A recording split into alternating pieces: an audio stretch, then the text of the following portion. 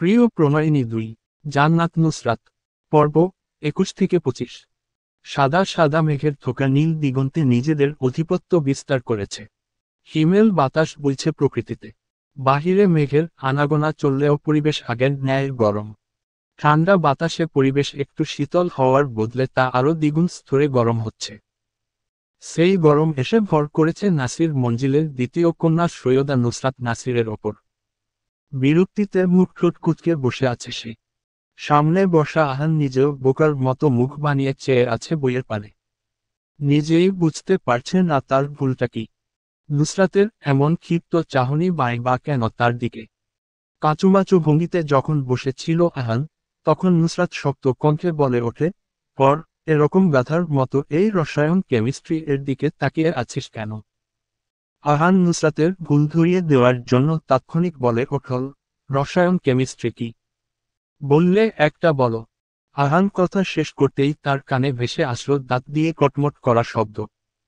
ভুল জায়গায় ভুল কথা বলে ফেলেছে ভেবে জিহ্বা কাটল।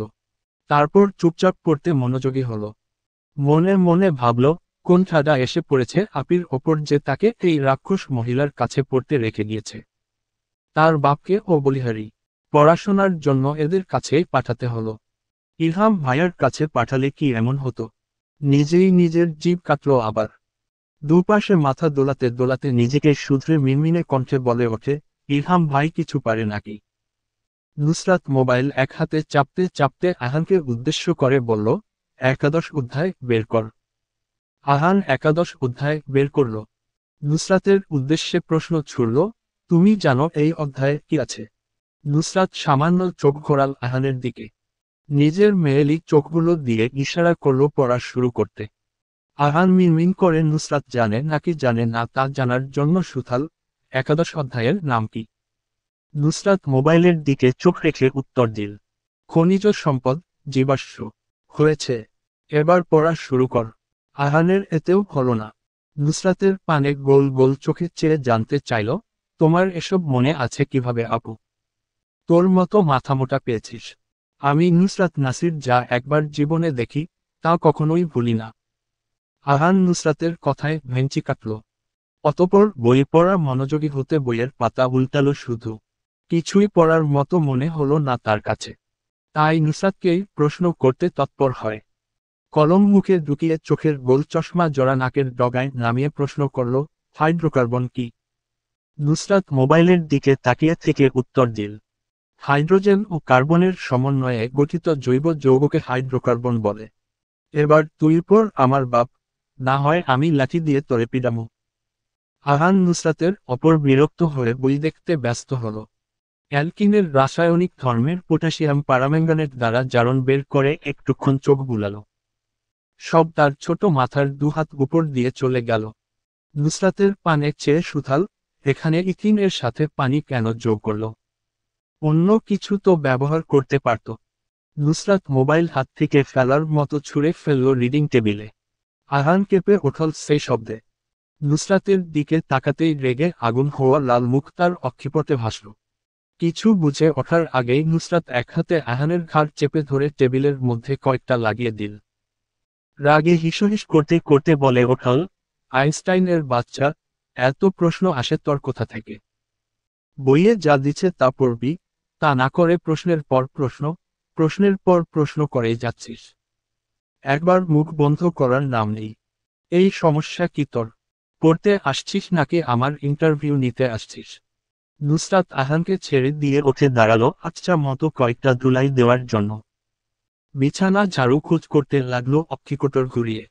নুসরাতের হাতে মার খাওয়ার ভয়ে ততক্ষণের রুম থেকে বই নিয়ে পালিয়েছে আহান। নুসরাত পিছু ফিরে আহান আছে কি নেই তা দেখার প্রয়োজন বোধ করল না। অগোছালো হাতে পুরো রুমে জুড়ে ঝাড়ু খুঁজল। কাঙ্ক্ষিত জিনিস নাগালে না পেয়ে ধূপ করে শুয়ে পড়ল বিছানার ওপর।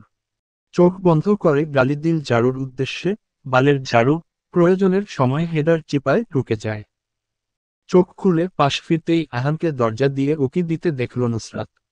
তীক্ষ্ণ চোখে তাকিয়ে সাবধান করল, নিউটনের বাচ্চা হাতের কাছে পেয়ে নেই তোকে, ডেমোক্রিটাসের অ্যাটম বানাবো। ইশরাত রুমে প্রবেশ করতেই তার পিছু পিছু এসে রুমে প্রবেশ করল আহান। এতক্ষণ ভয়ে রুমে প্রবেশ করেনি সে। ইসরাতের সমান হওয়া ধরন সামনের কিছু না দেখার উকি দেয় পেছনে থেকে। চোখে ভাসে বিছানায় ঝুলে শুয়ে থাকা নুসরাতকে। ইসরাত রুমের বেহাল অবস্থা দেখে তা গুছিয়ে রাখতে রাখতে শুধায়, আহানকে মেরেছিস কেন? নুসরাত আর চোখে তাকায় ইসরাতের পেছনে। আহানকে দাঁড়িয়ে থাকতে দেখেই লাফ মেরে উঠে দাঁড়ায়। ব্যাঙের ন্যায় লাফিয়ে এসে আহানকে ধরতে যাবে, ইসরাত দু হাতে দূরে ঠেলে দিল নুসরাতকে। চোখ দিয়ে শাসাল সামনে পানা বাড়ানোর জন্য। নুসরাত থোড়াই পাত্তা দিল, অনীহা নিয়ে আবার এগিয়ে আসতে নিবে ইসরাত শক্ত কণ্ঠে বলল, নুসরাত, মার খাবি। নুসরাত নিজেও ইসরাতকে ভেঙিয়ে বলে ওঠল, নুসরাত, মার খাবি। পর মুহূর্তে নুসরাত চিরচির করে ওঠল। খেপা ষাঁড়ের মতো গর্জে ওঠে বলল, কি নুসরাত? জানিস কি জিজ্ঞেস করে আমায়? ইথিনের সাথে পানি যোগ না করে কেন, অন্য কিছু যোগ করলো না কেন? মানে যাতা বললেই হলো। চাচার একমাত্র ছাও না হলে আজের কাম তামাম করে দিতাম। শালা খবিস।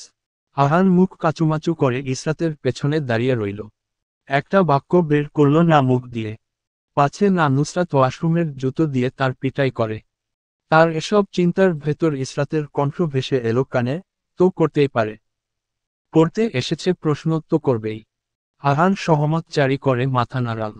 নুসরাত এসব দেখে মুখ ফুলিয়ে শ্বাস ফেলল। এই মাত্র বড় স্বর একটা গালি বের হচ্ছিল তার মুখ দিয়ে। নিজের মুখের মধ্যে হাত চেপে ধরে কর্কশ কণ্ঠে বলে ওঠে, ও বাল করবে বাল। বালের পড়াশোনা করবে। বালের জাতের প্রশ্ন করবে, আবার তার এই জাতের প্রশ্নের উত্তর দিতে হবে আমাকেই। এই আইনস্টাইনের সহকর্মীকে বল নিজেই একটা বিক্রিয়া তৈরি করে নিতে, যেখানে অ্যালকিনে না ব্যবহৃত সকল অ্যাসিড ব্যবহার করে নতুন আরেকটা বিক্রিয়কের উৎপন্ন করবে। ইথিনের সাথে sulphuric acid, hydrochloric acid, nitric acid মিশিয়ে বানাবে নতুন একটা বিক্রিয়া। তারপর বিক্রিয়ার নাম দিবে বালেস্টাইনের বিক্রিয়া। ইসরাত রাগী চোখে চেয়ে শক্ত চোয়ালে ডেকে ওঠল, নুসরাত। নুসরাত নিজেও ছাড়ি মেরে ওঠল। চিৎকার করে জিজ্ঞেস করল, কি? ইসরাত আহানকে ইশারা করল রুম থেকে বের হওয়ার জন্য। আহান রুম থেকে বের হওয়ার সময় কার্টুনের মতো মুখ বানিয়ে নুসরাতকে ভেঙচি কেটে দৌড় দিল। নুসরাত পেছনে থেকে ষাঁড়ের মতো চিৎকার করছে, দেখেছিস ইসরাত, দেখেছিস? এইটুকু বাচ্চা আমায় ভেঙচি কাটে। এই ঘরে তো আগে বড়দের কাছে ইজ্জত ছিল না, আর আগে যা ছিল এখন তাও নেই।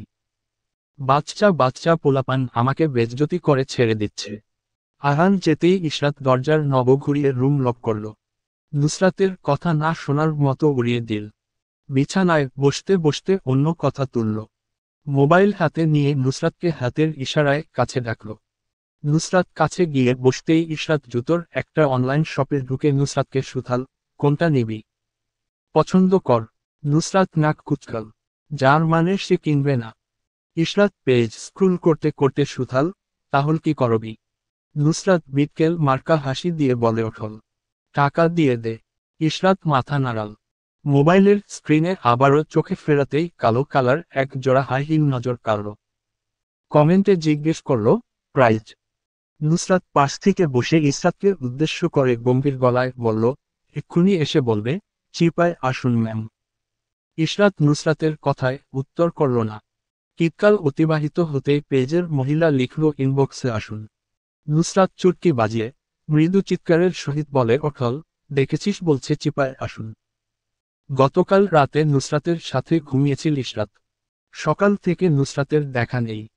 নুসরাতের বিড়াল মানে বন্দুকজি ও নুসরাতের খুঁজে মিউ মিউ করে সারা বাড়ি মাথায় তুলে ফেলেছে। ইসরাত সারা বাড়ি জুড়ে অনেকক্ষণ নুসরাতের খোঁজ করল, কোথাও পেল না। তারপর হয়রান হয়ে বসে গেল ধূপ করে সোফার ওপর। বিড়ালটা ও ইসরাতের পাশ ঘেঁষে এসে বসল। পায়ের কাছে কাচুমাচু হয়ে শুয়ে পড়ল আরাম করে। ইসরাত ঝুঁকে বিড়ালটা কোলে তুলে নিতে নিতে আবারও এক পলক কিচেনের দিকে চেয়ে দেখল নুসরাত আছে কি নেই। সেখানে নুসরাতের উপস্থিতি না দেখে বিড়ালটা কোলে তুলে অগ্রসর হলো লনের দিকে। এর মধ্যে বাড়িতে এসে উপস্থিত হলো আহান। স্বাস্থ্য ভালো হওয়ার ধরন তাড়াতাড়ি হেঁটে আসায় ঘেমে গিয়েছে মোটাতাজা শরীর। ইসরাত এক হাতে বিড়াল চেপে ধরে নিজের সাথে, অন্য হাত বাড়িয়ে দিয়ে আহানের গাল স্পর্শ করে। শান্ত কণ্ঠে জিজ্ঞেস করে, কি হয়েছে? আহান হাঁটুতে হাত চেপে ধরে ঝুঁকে শ্বাস ফেলে। শ্বাস প্রশ্বাস চলাচল স্বাভাবিক হতেই মৃদু শব্দে আওড়ায় নুসরাত আপুকে আরশ ভায়া কাঁধে তুলে নিয়ে যাচ্ছে। ইশরাত ঠোঁট ঠোঁট চেপে হেসে ওঠল। ভ্রুক্ষেপহীন গলায় জানতে চাইল, তো? আহান শব্দ করে শ্বাস ফেলল। এখনো হয়রানি দূর হয়নি তার। ইসরাতের হাতে বিড়াল দৃষ্টিপটে পড়তেই সাবধানে দুহাত দূরে চলে গেল। এতক্ষণ সে দেখেনি বিড়ালের উপস্থিতি এখানে আছে বলে। বিড়ালের সংস্পর্শে তার নাকে চুলকায়, তাই এই সতর্ক অবলম্বন। দূরত্ব রেখে মিনমিনিয়ে সুথাল, আপু তোমার চিন্তা হচ্ছে না? ইশরাত দ্বিধাহীন কণ্ঠে সামান্য ভ্রু কুঁচকে জানতে চাইল, তা হবে কেন? আহান ইসরাতকে ভালো করে বোঝানোর জন্য চোখ বড় বড় করে আওড়াল, আপি, তুমি মনে হয় আমার কথা বুঝতে পারোনি। আরশ ভায়া নুসরাত আপিকে কাঁধে তুলে নিয়ে গেছে। ইশরাত এবার ও নিরর্থক অভিমত পোষণ করল। দু কাজ শ্রাগ করে বলে ওঠল, নিয়ে যেতেই পারেন, ভাইয়ার মিসেস উনি। এখানে আমার হাত দোকানো বেমানান। আহান ইসরাতের শেষের কথা শুনল না। মুখ চামটা মেরে চলে গেল বাড়িতে ফিরে যাওয়ার জন্য। এই আপি ও বুঝে না কিছু। এত করে বলছে আপুকে তুলে নিয়ে গিয়েছে, চিন্তা করবে তা না করে হিহি করে হাসছে। হাতের মুঠোয় আটালো কিছু অনুভূতি হতেই ঝিমিয়ে ওঠল নুসরাত। হাত নাড়ানোর চেষ্টা করল, কিন্তু এক বিন্দু হাত নড়ল না স্থান থেকে। চোখ খুলে সামনে তাকাতেই কোনো আলোর রশ্মির দেখা পেল না। মাথা তুলে আশেপাশে চোখ বুলাল। ঘাড়ে অস্বাভাবিক ব্যথায় ঘাড় নাড়ানোর ক্ষমতা প্রায় নেই। অনাকাঙ্ক্ষিতভাবে মুখ দিয়ে বের হয়ে আসলো কিছু ব্যথাতুর শব্দ। চোখের পাপড়ি ঝাপটালো দু একবার। চোখ অন্ধকার সয়ে আসতেই সবকিছু এবার পরিষ্কার হয়ে আসলো। নাকে ভ্যাপসা কিছু একটার গন্ধও লাগলো। ছোট ছোট চুলগুলো ঘামের সাথে আটার মতো লেগে আছে, যার কিছু অংশ নাকে আর কিছু অংশ চোখে উড়াউড়ি করছে। নুসরাত বেমালুম ভুলে বসে আছে, তার হাত বাঁধা। আবারও চুল সরানোর বৃথা প্রচেষ্টা করার জন্য হাত নাড়াতেই মাথায় আটল তার হাত তো বাঁধা। চুল নাকের ভেতর ঢোকায় কিছু একটা হচ্ছে। নুসরাত হাফসাফ করে উঠল। হাত খোলার চেষ্টা করল, হলো না। এবার পা নাড়াতে যাবে, তাও বাঁধা চেয়ারের সাথে। দীর্ঘ শ্বাস ফেলল। এক কোন মহাবিপদে পড়েছে সে। সেকেন্ডের মধ্যে রাত জ্বরে বসল মাথায়। কোন গাধা তাকে এভাবে বেঁধে রেখেছে? চিন্তায় হাতের নখ খাওয়ার জন্য হাত নাড়াতেই মনে পড়ল বেঁধে রেখেছে তাকে। অনিশ্চিত কিছুই বুক কাঁপল সামান্য তার। চোখ বন্ধ করে চিৎকার করে উঠবে, পুরুষালী গলার শব্দ ভেসে এলো, তাহলে মিসেসের ঘুম ভেঙেছে। নুসরাতের সেকেন্ড লাগলো না গলার ভয়েস চিনতে। আরশের গলার ভয়েস শুনেই কিতকাল চুপচাপ বসে রইল। হাত ছুটানোর জন্য এতক্ষণের মোচড়া মুচিও থেমে গেছে অনেক আগেই। দ্বিধা ভরা চোখে যখন নুসরাত সামনে তাকিয়ে, তখন বটবট কিছু শব্দ নুসরাতের কানে ভেসে আসলো। নিজের সান্নিধ্যে কারোর উপস্থিতি পেতেই শক্ত হয়ে আসলো পুরো মেয়েলি শরীর। ঠোঁট দিয়ে ঠোঁট চাপল নিজেকে স্বাভাবিক রাখার জন্য। মনে মনে শুকরিয়া আদায় করল, আলো জ্বালানো নয় বলে। নুসরাতের শুকরিয়া আদায় শেষ হতেই রুম জুড়ে জ্বলে ওঠল তীব্র আলোর রশ্মি ছটা। চোখ খিচে নিল সে। হঠাৎ এত আলোর সহ্য করতে পারল না অক্ষিপট। নিজেকে স্থির করে নিয়ে চোখ খুলল যখন, তখন আরশকে নিজের সামনে বসা দেখল। চেয়ার পিছনে কিছুটা সরানোর জন্য গা দিয়ে ধাক্কা দিতেই ব্যালেন্স হারিয়ে পড়ে যেতে নিবে আরশ এক হাতে তা টেনে ধরল। ধারালো পুরুষালী চোয়ালে হাত বুলিয়ে নিয়ে হাসল সামান্য। নুসরাতের গায়ের ঘড়ি সামান্য পরিমাণ চেয়ার পেছনে সরাতে তা টেনে ধরে নিজের একদম সন্নিকটে নিয়ে আসল। সাবধানী কণ্ঠে নিজস্ব ভঙ্গিমায় বলে ওঠল, নজর বন্ধ কর, না হলে লাত্তি খাবি। নুসরাতের চোয়াল ঝুলে গেল। চুপসানো মুখে যখন কিছু বলতে নিবে, আরশ হাত তুলে থামিয়ে দিল। উজ্জ্বল শ্যামলা মুখখানা কালো করে সোজাসুজি প্রশ্ন ছুড়ল, কারোর সাথে পরকীয়ায় লিপ্ত ছিলি? নুসরাত চোখ উল্টাল। আরশকে ভেঙচি কেটে ঠোঁট নাড়িয়ে কিছু বলতে নিবে, আরশ টেপ মেরে দিল নুসরাতের মুখে। অনীহা নিয়ে দুহাত উপরে তুলে আড়মোড়া ভাঙতে ভাঙতে নুসরাতকে ঠাট্টা করে বলে ওঠল, তোর কথা শুনতে ইচ্ছে করছে না এখন। তুই না হয় চুপ করেই থাক। নুসরাত চোখ বড় বড় আরশের পানে তাকিয়ে থাকল। আরশ নিজের বলিষ্ঠ এক হাত বাড়িয়ে বুড়ো আঙুল দিয়ে নুসরাতের গাল স্পর্শ করল। ছোট ছোট চুলগুলো সরিয়ে দিতে দিতে নিজের কথার সুর বদলে ফেলল। ভিন্ন স্বরে বলে ওঠল, তোর চুলগুলোকে আমি ঘৃণা করি। নুসরাত কপালে ভাঁজ ফেলে চুপচাপ শুধু লক্ষ্য করল তার সামনে বসা সুঠামদেহী লোকটাকে। মনের ভেতর কিছু বলার ইচ্ছে জাগলেও তা চাপা দিতে হলো টেপের জন্য। আরশের হাত থেকে নিজের মুখ রক্ষা করার জন্য অন্য পাশে তা ঘুরিয়ে ফেলল। আরশ তা দেখে হেসে ফেলল শব্দ করে, আর তাতেই গালের বা পাশ দিয়ে গর্তের সৃষ্টি হলো। হাসতে হাসতে যখন টেপ খুলে দিবে নুসরাতের মুখ থেকে, ইলহাম এসে প্রবেশ করল সেখানে। অবাক নয়নে দুজনের উপর নিচ চোখ বুলাল। তার পিছু পিছু এসে প্রবেশ করল মাহাদি। কপালে এখনো প্লাস্টার স্থায়ী। দুজনেই বোকার মতো দাঁড়িয়ে থেকে লক্ষ্য করল আরশের হাসি। গতকাল এই লোকই তো তাদের দুজনকে হয়রান করে ফেলেছিল এই মহিলার জন্য। আর আজ এই লোক হেহে করে রুম কাঁপিয়ে হাসছে বউয়ের সামনে বসে। এই দুজনের সমস্যা কি? সবাইকে টেনশন দিয়ে মারবে, কিন্তু ভেতরে ভেতরে সবকিছুই ঠিক দুজনের মধ্যে। তাদের অবাক হয়ে লক্ষ্য করার মধ্যে কানে ভেসে আসলো নুসরাতের কর্কশ কণ্ঠ। সে বলছে, হয়েছে আর হাসতে হবে না। একটা মানুষের হাসি এত বাজে কিভাবে হয়, তা আপনাকে না দেখলেই বুঝতেই পারতাম না। আরশের হাসি আরো দীর্ঘ হলো। নুসরাতের কথায় সে ভ্রুক্ষেপই করল না। নিজ মনে হাসল অনেকক্ষণ।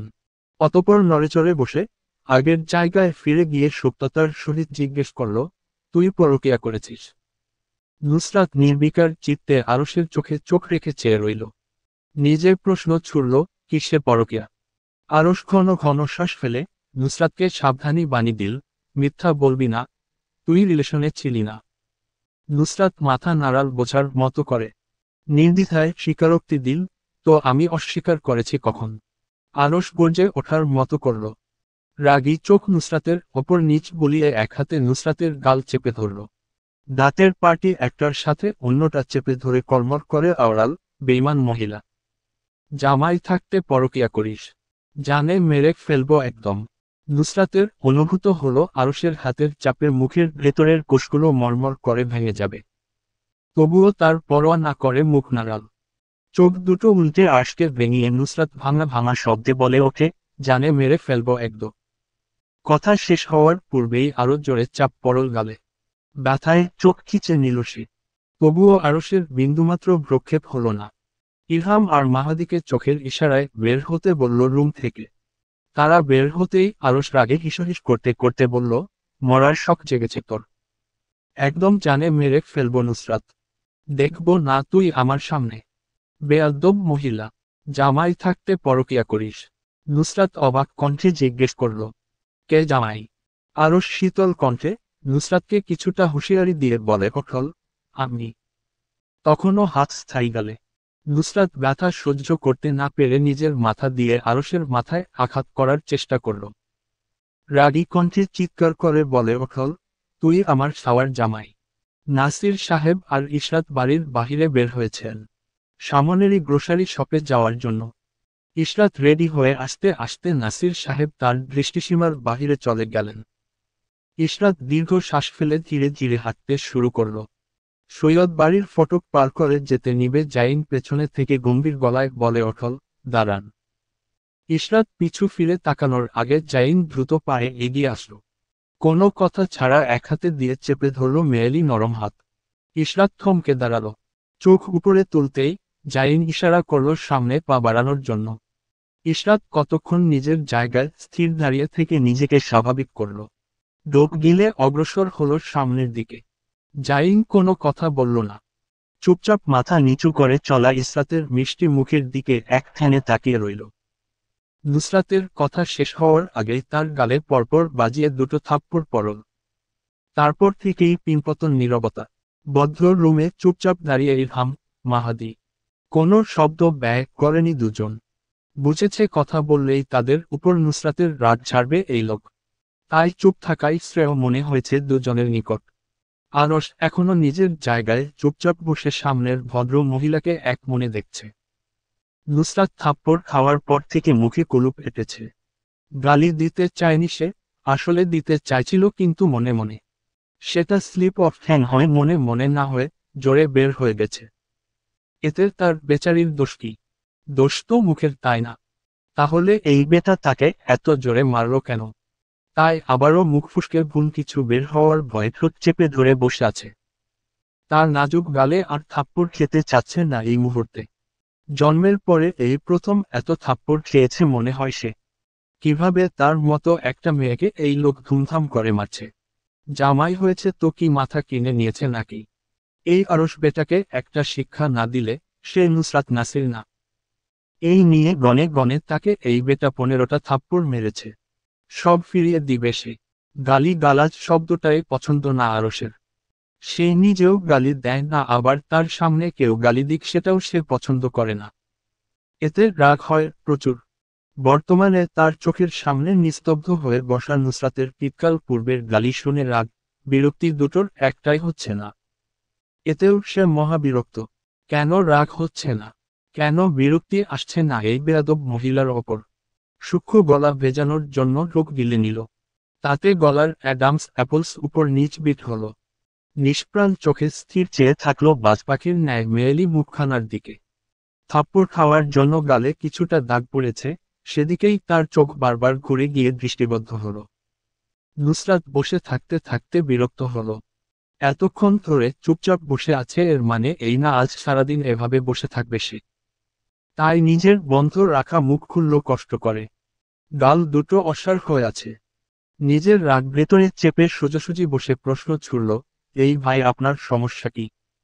আরশ কথা বলল না, স্থির নিজের জায়গায় থাকল। কিন্তু চোখের মণি মুখ থেকে সরে এসে তা নাকে গালে স্থির হল। নুসরাত অদম্য রাগ দাঁতের নিচে চাপা দিয়ে দাঁতের দাঁত চেপে কোনো রকম জিজ্ঞেস করল, কি সমস্যা কি আপনার? এমন করে বসে আছেন কেন? আচ্ছা বাদ দিন, আপনি বসে থাকেন এভাবে, আমাকে যেতে দিন। আমার তো একটা মান সম্মান আছে, সারাদিন এভাবে বাহিরে থাকলে মানুষ ভালো বলবে না। সামনাসামনি এই কথা বললেও মনে মনে নুসরাত তার উল্টো বিড়বিড় করল, যার যা ভাবার ভাবুক, আমি নুসরাত নাসির এসবের পরোয়া করি না। আরশ নুসরাতের কথায় হয়তো একটু বিরক্ত হল। তাই মুখের শান্ত ভঙ্গিমায় একটু বিরক্তি ফুটিয়ে তলিয়ে ইলহামের উদ্দেশ্যে বলে ওঠল, ওই বেয়াদ্দব মহিলার মুখ ভালো করে বেঁধে রাখো। কখন থেকে স্বামীর সমান অভিভাবকের ওপর চিৎকার করতে আছে? ইলহাম নুসরাতের মুখে কাপড় বাঁধতে নিবে আরশ চোখ রাঙাল। গম্ভীর গলায় সতর্কতা জারি করে বলল, মোলায়েম করে বাঁধবি, যাতে আমার মিসেস একদম ব্যথা না পায়। যদি সামান্য ব্যথা পায় তাহলে? ইলহামকে আর বলতে হলো না, সে মাথা ঝাঁকিয়ে বোঝালো বুঝে গেছে। নুসরাতের মুখে কাপড় বাঁধার আগেই আরশ তা থাবা মেরে নিয়ে নিল। ফুস করে ওঠে ইলহামকে ধমকাল, তোকে বলেছি আমি কাপড় বাঁধতে। ইলহাম আরশের দু কথায় দগ্ধুল হয়ে দাঁড়িয়ে রইল।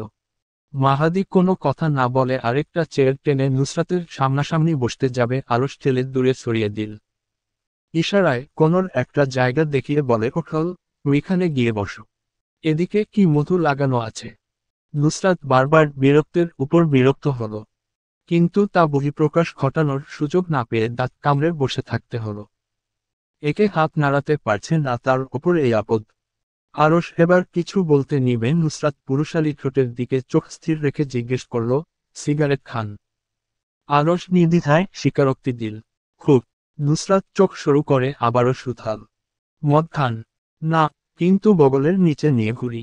নুসরাত মুখ দিয়ে বাহ বাহ দিল। হাত নাড়াতে না পারায়, হাত তালি দিতে না পেরে প্রচুর ব্যথিত হল। আবারও প্রশ্ন করল, আর কি কি বগলের নিচে নিয়ে ঘুরেন আপনি? মেয়ে মানুষও বগলের নিচে নিয়ে ঘুরি। নুসরাত চিৎকাল আশকে অবলোকন করল। অতঃপর মৃদুস্বরে মিষ্টতায় পরিপূর্ণ কণ্ঠে আওড়াল, হাতে ব্যথা পাচ্ছি, খুলে দিন। আরশ ইলহামকে ভ্রু দিয়ে ইশারা করে গম্ভীর কণ্ঠে বলে ওঠল, খুলে দেয়। ইলহাম অবাক কণ্ঠে জিজ্ঞেস করল, খুলে দিব? আরশ শব্দ করে শ্বাস ফেলল। চোখের ইশারায় বলল খুলে দিতে। ইলহাম হাতের বাঁধনে হাত দিতেই আরশ থামিয়ে দিল। অবজ্ঞার সাথে দুহাত তুলে আড়মোড়া ভেঙে বলল, হাত খুলে দিস না। ইলহামের দড়ির কাছে থাকা হাত থমকাল কিছুক্ষণের জন্য। সোজা হয়ে দাঁড়িয়ে অবাক কণ্ঠে জিজ্ঞেস করল, কেন?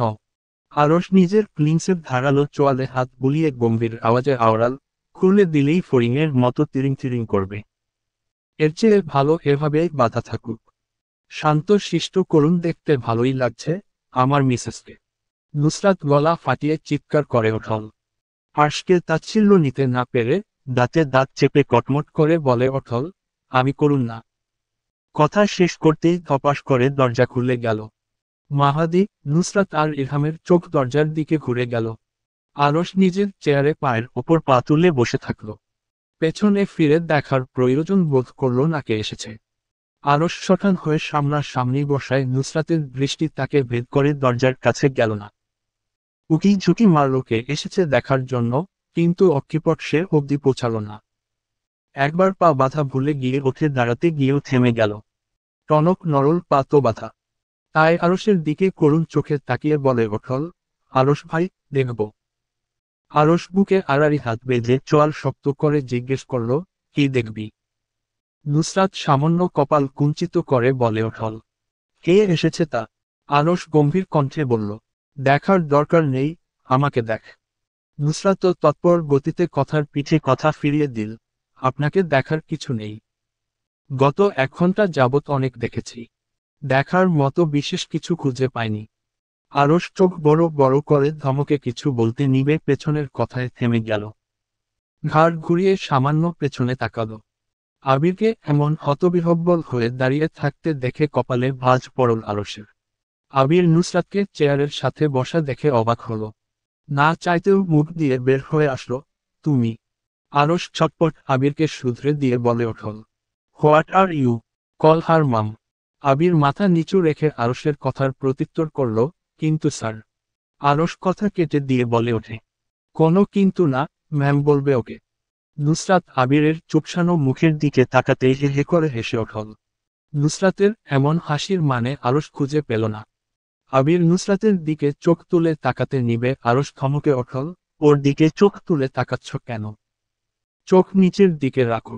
আবির মিনমিন করে বলে ওঠল, ওকে স্যার। নুসরাতকে হাসতে দেখে আরশ বিরক্ত হল। ইরহামকে ডেকে ওঠে, ইরহাম। ইরহাম জি ভাই বলতেই আরশ বলল, যা একটা লাঠি নিয়ে আয়, এই মহিলাকে দুঃখা মনে হচ্ছে দিতে হবে। দাঁতগুলো ঢুকছেই না ঠোঁটের ভেতরে। নুসরাত আরশের কথায় থামল না। দ্বিগুণ শব্দে হেসে ওঠল। আবিরের বেচারা মার্কা মুখ দেখে নুসরাতের ইচ্ছে করছে মাটিতে গড়াগড়ি খেয়ে হাসতে। শুধুমাত্র হাত পা বাঁধার জন্য পারছে না, না হলে এখানেই শুয়ে পড়ছে। নিজাম শিকদার আর সুফি খাতুনের ঝগড়া লেগেছে জম্বেশ। এক প্রকার সেটা জমে ক্ষীর হওয়ার মতো। ঝগড়া লাগার কারণ কেউ জানে না। সৌরভী ঝগড়া থামানোর চেষ্টা করছে, কিন্তু তা থামাতে গিয়ে দুজনের কথার তোপে পড়তে হচ্ছে সৌরভীকে। আহান সুফি খাতুনের পাশে দাঁড়িয়ে ঠোঁটে হাত চেপে হাসছে মুচকি মুচকি। ঝগড়া দেখতে ভালোই লাগছে তার নিকট। সুফি খাতুনের সাথে কথায় কোনোভাবে পেরে উঠলেন না নিজাম শিকদার। তবুও হার মানতে রাজি নন তিনি। শয়তান ভদ্র মহিলাকে আজ একটা উচিত শিক্ষা না দিলে এই মহিলা মাথায় উঠে বসবে। গতবার ও তার গাছের ফুল চুরি করেছে, আর এবারও একটা হেস্তনেস্ত করেই ছাড়বেন নিজাম শিকদার। তাই নতুন উদ্যোগে ঝগড়া করতে ব্যস্ত হলেন ওনারা। সৌরভী নিজের দাদাকে থামানোর চেষ্টা করলেও আহানের মধ্যে সেই মনোভাব পরিলক্ষিত নয়। আহান বাড়ির বাহিরে বসার জন্য চেয়ার পাতা ওখান থেকে একটা চেয়ার এনে বসে গেল আরাম করে। গালে হাত দিয়ে দেখতে মনোযোগী হলো টানটান এই ঝগড়া। মাঝে মাঝে মুখ দিয়ে শব্দ বের করে চেয়ার আপও করল। সৌরভী বুঝে গেল আজ আর এই ঝগড়া থামবে না। এই দুজনের থামাতে গিয়ে বিনা কারণে নিজের এনার্জি নষ্ট করার কোনো মানে হয় না, তার চেয়ে ভালো বসে দুজনের হাড্ডাহাড্ডির লড়াই দেখা। সৌরভীও আরাম করে ঝগড়া দেখার জন্য চেয়ার টেনে বসল। আহানের মতো গালে হাত দিয়ে মনোযোগী হলো ঝগড়া দেখায়। নিজাম শিকদার রাগে চিৎকার করে বলছেন, আপনাকে না করার পর কেন আপনি আমার গাছে হাত দিয়েছেন? সুফি খাতুন তার থেকে দ্বিগুণ জোরে চিৎকার করে বলছেন, দিয়েছি, বেশ করেছি। গাছগুলো বাহিরে রাখলেই তো আমরা হাত দিব। নিজাম শিকদার খুবই হিতাহিত জ্ঞান শূন্য হয়ে বললেন, তো কি গাছগুলো বাড়িতে ঢুকিয়ে রেখে দেব? হ্যাঁ রাখুন, আমরা কি না করেছি। সুফি খাতুন মুখ চামটা দিয়ে চলে গেলেন। আহান নিজেও পাতা চেয়ার হাতে তুলে নিয়ে নারীর পেছনে যেতে যেতে নিজাম শিকদারের মুখের উপর গট করে দরজা লাগাতে ভুলল না। মেঘের আধারে ঢাকা আকাশ। মৃদু বাতাস বইছে চারিদিকে। ঠান্ডা বাতাসের স্পর্শে গায়ের লোম দাঁড়িয়ে যাওয়ার মতো। গ্রোসারি শপের গ্লাস বেয়ে ধীরে ধীরে নেমে যাচ্ছে বৃষ্টির ঝিরিঝিরি কণা। তা আলগোচে স্পর্শ করছে দুর্বাঘাসগুলোকে। বাহিরের বৃষ্টির জন্য গ্রোসারি শপের স্লাইডিং দরজা টানা হয়েছে অনেক আগে। ইশরাত শপিং কার্ট ঠেলে নিয়ে বিভিন্ন মশলার আইটেম সেখানে রাখল। একবার চোখ বুলিয়ে নীলুর সবগুলো আইটেম রাখা আছে কিনা তা দেখার জন্য। তারপর আবারও অগ্রসর হলো চকলেট, চিপস নেওয়ার উদ্দেশ্যে। জাইন চুপচাপ বিল কাউন্টারে দাঁড়িয়ে আছে। ইশরাতকে নিশ্চিন্তে জিনিস কিনতে দিচ্ছে। মেয়েটার সাথে এসেছিল এক পলক দেখার জন্য, এখানে দাঁড়িয়ে থেকে সে খুব ভালো দেখতে পারছে মেয়েটাকে। ইশরাত জাইনকে পাশ কাটানোর সময় অভ্যাসবশত নিজের গলায় ঝুলানো মিনি ব্যাগ হাতালো। কিছু খুচরা নোট ছাড়া আর কিছু পেল না। তাই চকলেট কেনার জন্য অগ্রসর হওয়া পা থামিয়ে ফিরে আসলো আবারও নিজের জায়গায়। জাইন নিষ্প্রভ দৃষ্টিতে তাকিয়ে সব কিছু লক্ষ্য করল। চুপচাপ এগিয়ে গিয়ে ইশরাতের হাতের মুঠোয় থাকা শপিং কার্ট নিজের কাছে হস্তান্তর করল। মেয়েটাকে ওভাবেই বিল কাউন্টারের কাছে দাঁড় করিয়ে রেখে শপিং কার্ট নিয়ে সেদিকে চলে গেল। ইশরাত না করার পূর্বেই জাইন বড় বড় পা ফেলে অদৃশ্য হয়ে গেল গ্রোসারি শপের ভেতর। 10 মিনিট পার হওয়ার পর দেখা মিলল জাইনের। দুহাতে একটা ভর্তি শপিং কার্ট ঠেলে নিয়ে আসছে। তার সাথে আরেকজন সেলসম্যান, যে জাইনের পেছনে পেছনে আরেকটা শপিং কার্ট ঠেলে নিয়ে আসছে। ইশরাত বাকরুদ্ধ চোখ মুখ নিয়ে তাকিয়ে থাকল। নিজের সামনে এগিয়ে আসা গম্ভীর মুখাবিশিষ্ট লোকটাকে এভাবে এত কিছু নিয়ে আসতে দেখে নির্বাক বনে গেল। জাইন ততক্ষণে তার পাশে এসে দাঁড়িয়েছে। ক্যাশ কাউন্টারে থাকা মহিলা জিনিসপত্রগুলো স্ক্যান করে জাইনের উদ্দেশ্যে বলল, স্যার, আপনার বিল 30,000 টাকা হয়েছে। ইশরাত কিছু বলতে যাবে জাইন ঠোঁটে আঙুল রেখে চুপ দেখালো। গম্ভীর কণ্ঠে মহিলাকে জিজ্ঞেস করল, কার্ড হলে চলবে? মহিলাটি বিনয়ী সুরে বলে উঠল, জি স্যার। মহিলাটির কথা শেষ হতেই জাইন পকেট হাতড়ে বিল পেমেন্ট করার জন্য কার্ড বের করল। ইশরাত মিনমিন করে বলল, এত কিছুর প্রয়োজন ছিল না। জাইন ভ্রু সামান্য বাঁকাল। ইশরাতের এমন মতবাদ পছন্দ না হওয়ায় গম্ভীর ভঙ্গিতে পাশ ফিরে তাকিয়ে সুথাল, আর ইউ শিওর? ইশরাত মাথা উপর নিচ নাড়ানোর পূর্বেই জাইনের উদ্দেশ্য মহিলাটি ডেকে উঠল। হাতের পজ মেশিন এগিয়ে দিল পিন দেওয়ার জন্য। জাইন নিজের পিন ইশরাতকে দেখিয়ে চাপতে চাপতে বলে উঠল, আপনাকে আমি পরে দেখে নিব ইশরাত। ইশরাত চোখ উল্টালো জাইনকে দেখিয়ে। জাইন গম্ভীর চোখ মেয়েলি মুখে স্থির রেখে নিজের শক্ত চোয়ালে হাত বুলালো। কোনো শব্দ করল না, বিড়বিড় করল কিছু একটা। আবির হাতে একটা ফাইল ধরে দাঁড়িয়ে আছে। সামনাসামনি বসা দুজনকে চুপচাপ দেখছে সে। মনে মনে ভাবছে নানা চিন্তা। জোড়া দিচ্ছে নুসরাত আর আরশের কি সম্পর্ক হতে পারে।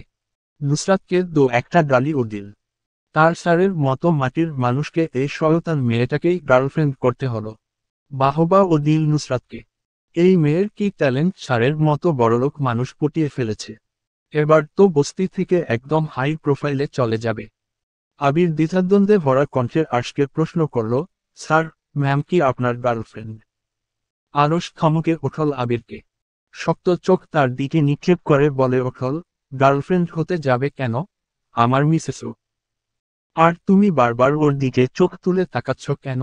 চোখ নিচের দিকে স্থির রাখো, আমার বউয়ের দিকে না।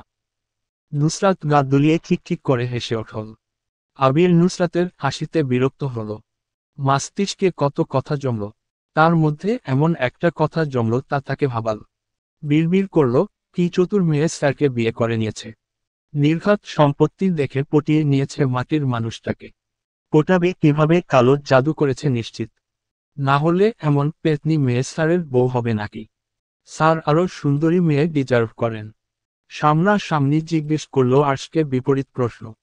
স্যার কবে বিয়ে করলেন, আমাদের দাওয়াত দিলেন না? আরশ কপাল কুঞ্চিত করে তাকালো আবিরের দিকে। তিক্ত বিরক্ত কণ্ঠে বলে উঠল, তোমার ম্যামকে আমি আজকাল বিয়ে করেছি নাকি? আজব। তোমার জন্মের আগে বিয়ে করেছি।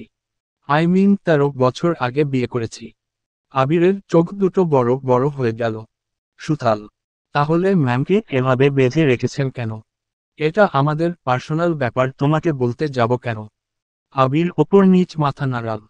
মনে অনেক প্রশ্ন জাগল কিন্তু ভয় মুখ ফুটে বের হলো না।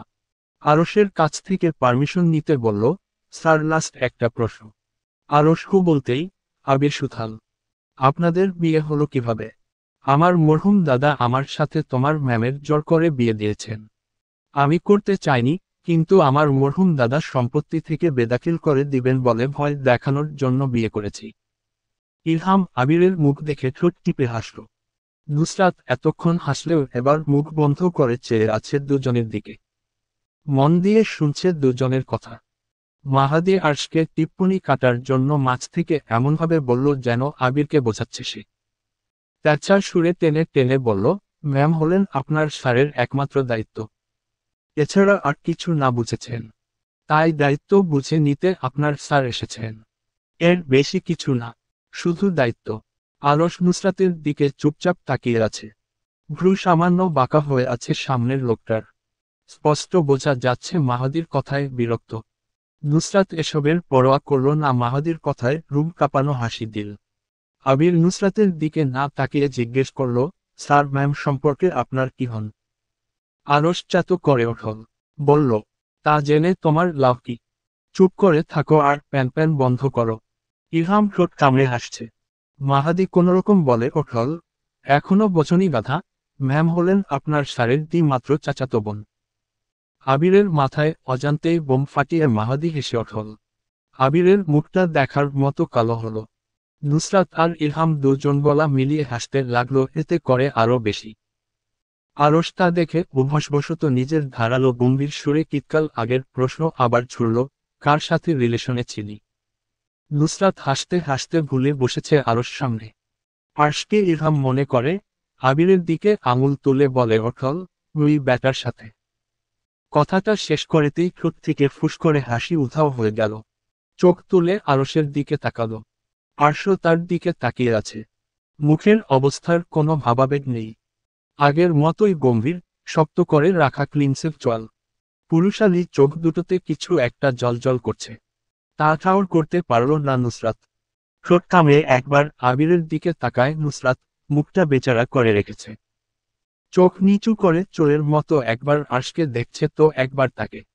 নুসরাত উপরে উপরে নির্বিকার থাকার চেষ্টা করলেও ভেতরে ভেতরে ঠিকই ভয়ের দানা বাসা বাঁধল। ঠোঁট চেপে কিছু বলতে নিবে আরশ অত্যাধিক হিমায়িত কণ্ঠে বলে উঠল, হাত খুলে দে। মাহাদি এগিয়ে এসে খুলে দিতে যাবে আরশ চোখ রাঙাল। শাসানোর সুরে হিসহিসিয়ে বলল, তোকে বলেছি, ওর থেকে গনে গনে 20 ফুট দূরে থাকবি তুই। মাহাদি ঠাট্টা করে বলল, ঠিক আছে দূরে থাকবো, কিন্তু 20 ফুট হয়েছে কিভাবে জানবো? আরশ কথার উত্তর দিন না। জিহ্বা দিয়ে গাল ঠেলল। নীরবে কিছু একটা ভাবতে বসল। ইলহাম নুসরাতের হাতের বাঁধন খুলে দিয়ে পায়ের বাঁধন খুলতে যাবে, তার পিঠে শক্তি দিয়ে একটা কিল বসাল নুসরাত। দাঁতের দাঁত চেপে ধরল। এত শক্ত করে ধরল দাঁতগুলো, দাঁতের সংঘর্ষের ফলে যে আওয়াজ হলো তা এসে কানে লাগলো ইলহামের। ইলহাম নুসরাতের নীরবে করা রাগ তার প্রতি কতটুকু হয়েছে তা উপলব্ধি করাচ্ছে এভাবে। কোনো কথা না বলে নির্লিপ্ততার সহিত নুসরাতের পায়ের বাঁধন খুলে দিল। নুসরাত সুর গলার নিচে নামিয়ে ইলহামের শোনার মতো করে আওড়ায়, তোর সাথে সম্পর্ক আমার এখানে শেষ। নুসরাত এসব বললেও আধ ঘন্টা পর তাদের মধ্যে সব ঠিক হয়ে যাবে। তাই ইলহাম ও নুসরাতের কথায় মোটেও বিচলিত হল না। ইলহাম নুসরাতের পা খুলে দিতেই উঠে দাঁড়ায়। এতক্ষণ পা বাঁধা থাকায় অসাড় হয়ে আছে। তাই নাড়ানোর সক্ষমতা হারিয়েছে অনেক আগে। নিজের জায়গায় আবারও বসে গিয়ে পা ঝাড়া দেয়। মুখ ব্যথাতুর বানিয়ে ওঠে, দাঁড়ানোর চেষ্টা চালালে আরশ তার দিকে কিছু একটা ছুঁড়ে মারে। গমগমের স্বরে বলে ওঠে, ক্যাচ। নুসরাত ক্যাচ ধরার আগে তা পাশ কাটিয়ে চলে যায়। বিরক্ত হয়ে নুসরাত পিছু ফিরে, তখনই মাহাদি হাত বাড়িয়ে চাবি একটা নুসরাতের হাতে ধরিয়ে দেয়। নুসরাতের কানে এসে বাড়ি খায় একটা কথা। আরশ পেছনে থেকে শক্ত গলায় বলছে, তোকে বলেছি আমি চাবি খুঁজে দিতে। আরেকবার দেখে নেই তোকে ওর আশেপাশে, তোকে আমি কপাবো। আই এগেইন রিপিট দ্যাট, মাহাদি তোকে আমি কপাবো। আবিরের অবস্থা নাজেহাল। ভয়ে হাত পা সব অসাড় হয়ে আসছে। অস্বাভাবিক কাঁপা কাঁপছে তার হাত পা।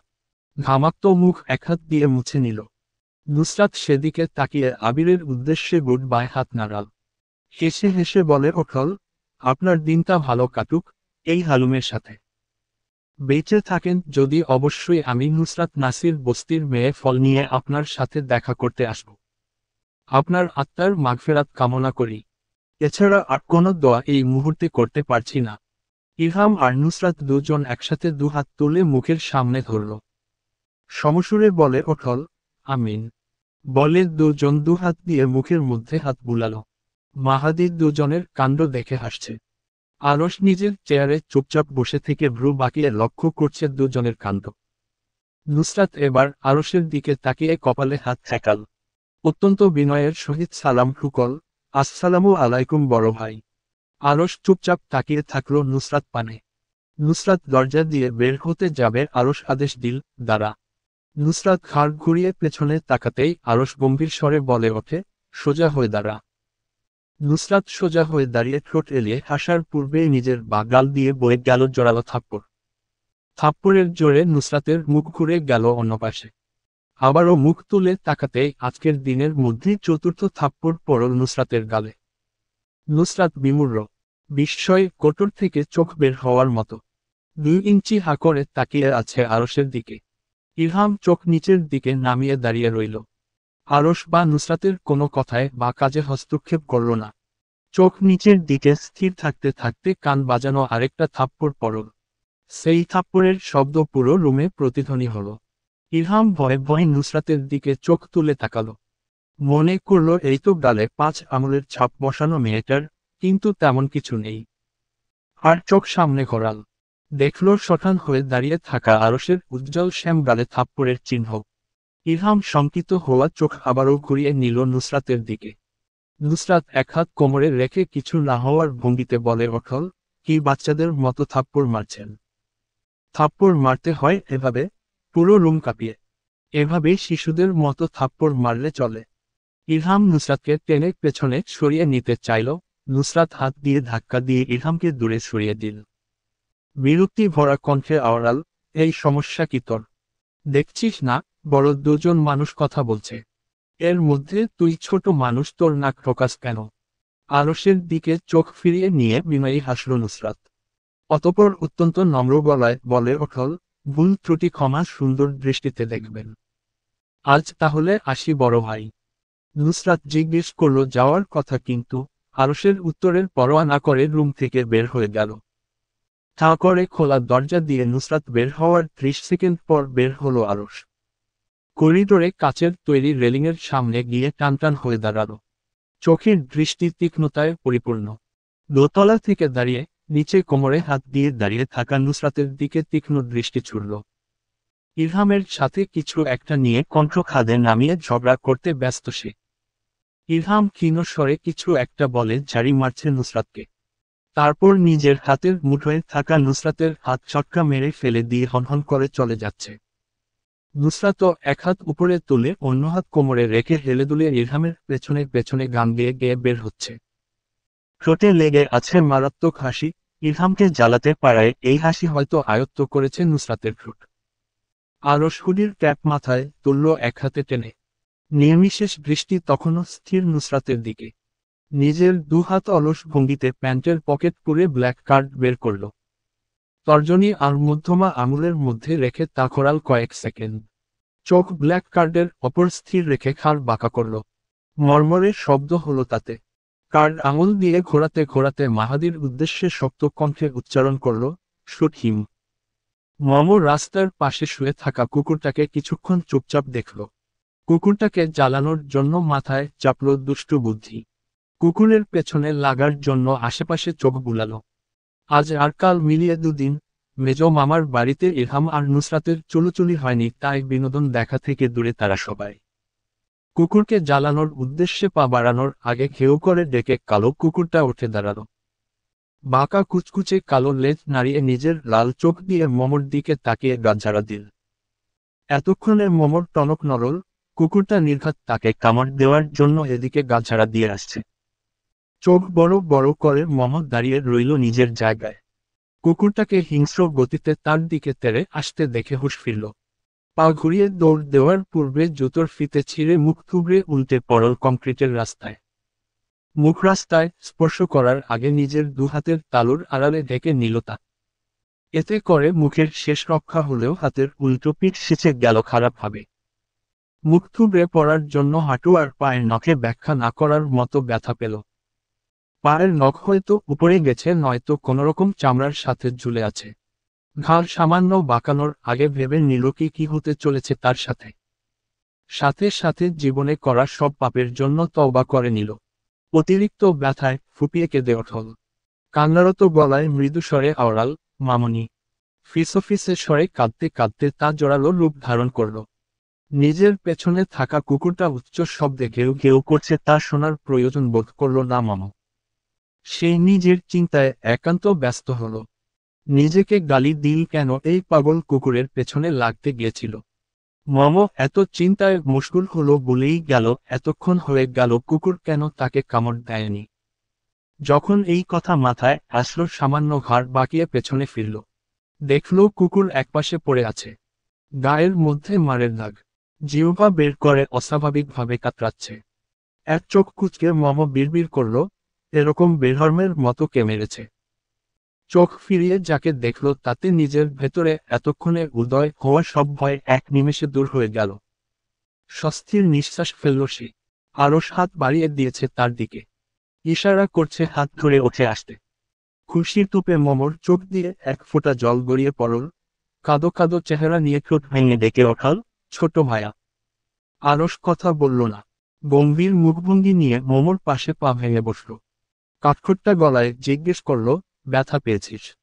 মম উপর নিচ মাথা নাড়িয়ে স্বীকারোক্তি দিল ব্যথা পেয়েছে বলে। আরশের হাঁটু কংক্রিটের রাস্তা ছুতেই মমকে তুলে বসানোর চেষ্টা করল। মম লজ্জা লজ্জা মুখ নিয়ে মাহাদির দিকে তাকালো। আরশের হাতে ধরে ওঠে বসতে চাইল না। তাই আরশ নিজ উদ্যোগে মাহাদির উদ্দেশ্যে সামান্য শব্দে বলে ওঠল, ওদিকে তাকা। মাহাদি অবাক হয়ে নিজের দিকে আঙুল তুলে নিশ্চিত হওয়ার জন্য সুথাল, আমি। আরশ আশেপাশে তাকিয়ে বিরক্তির সুরে হেয়ালি করে বলে, তুই ছাড়া আর এখানে কেউ আছে? মাহাদি নাক কুঞ্চন করে পিছু ফিরল।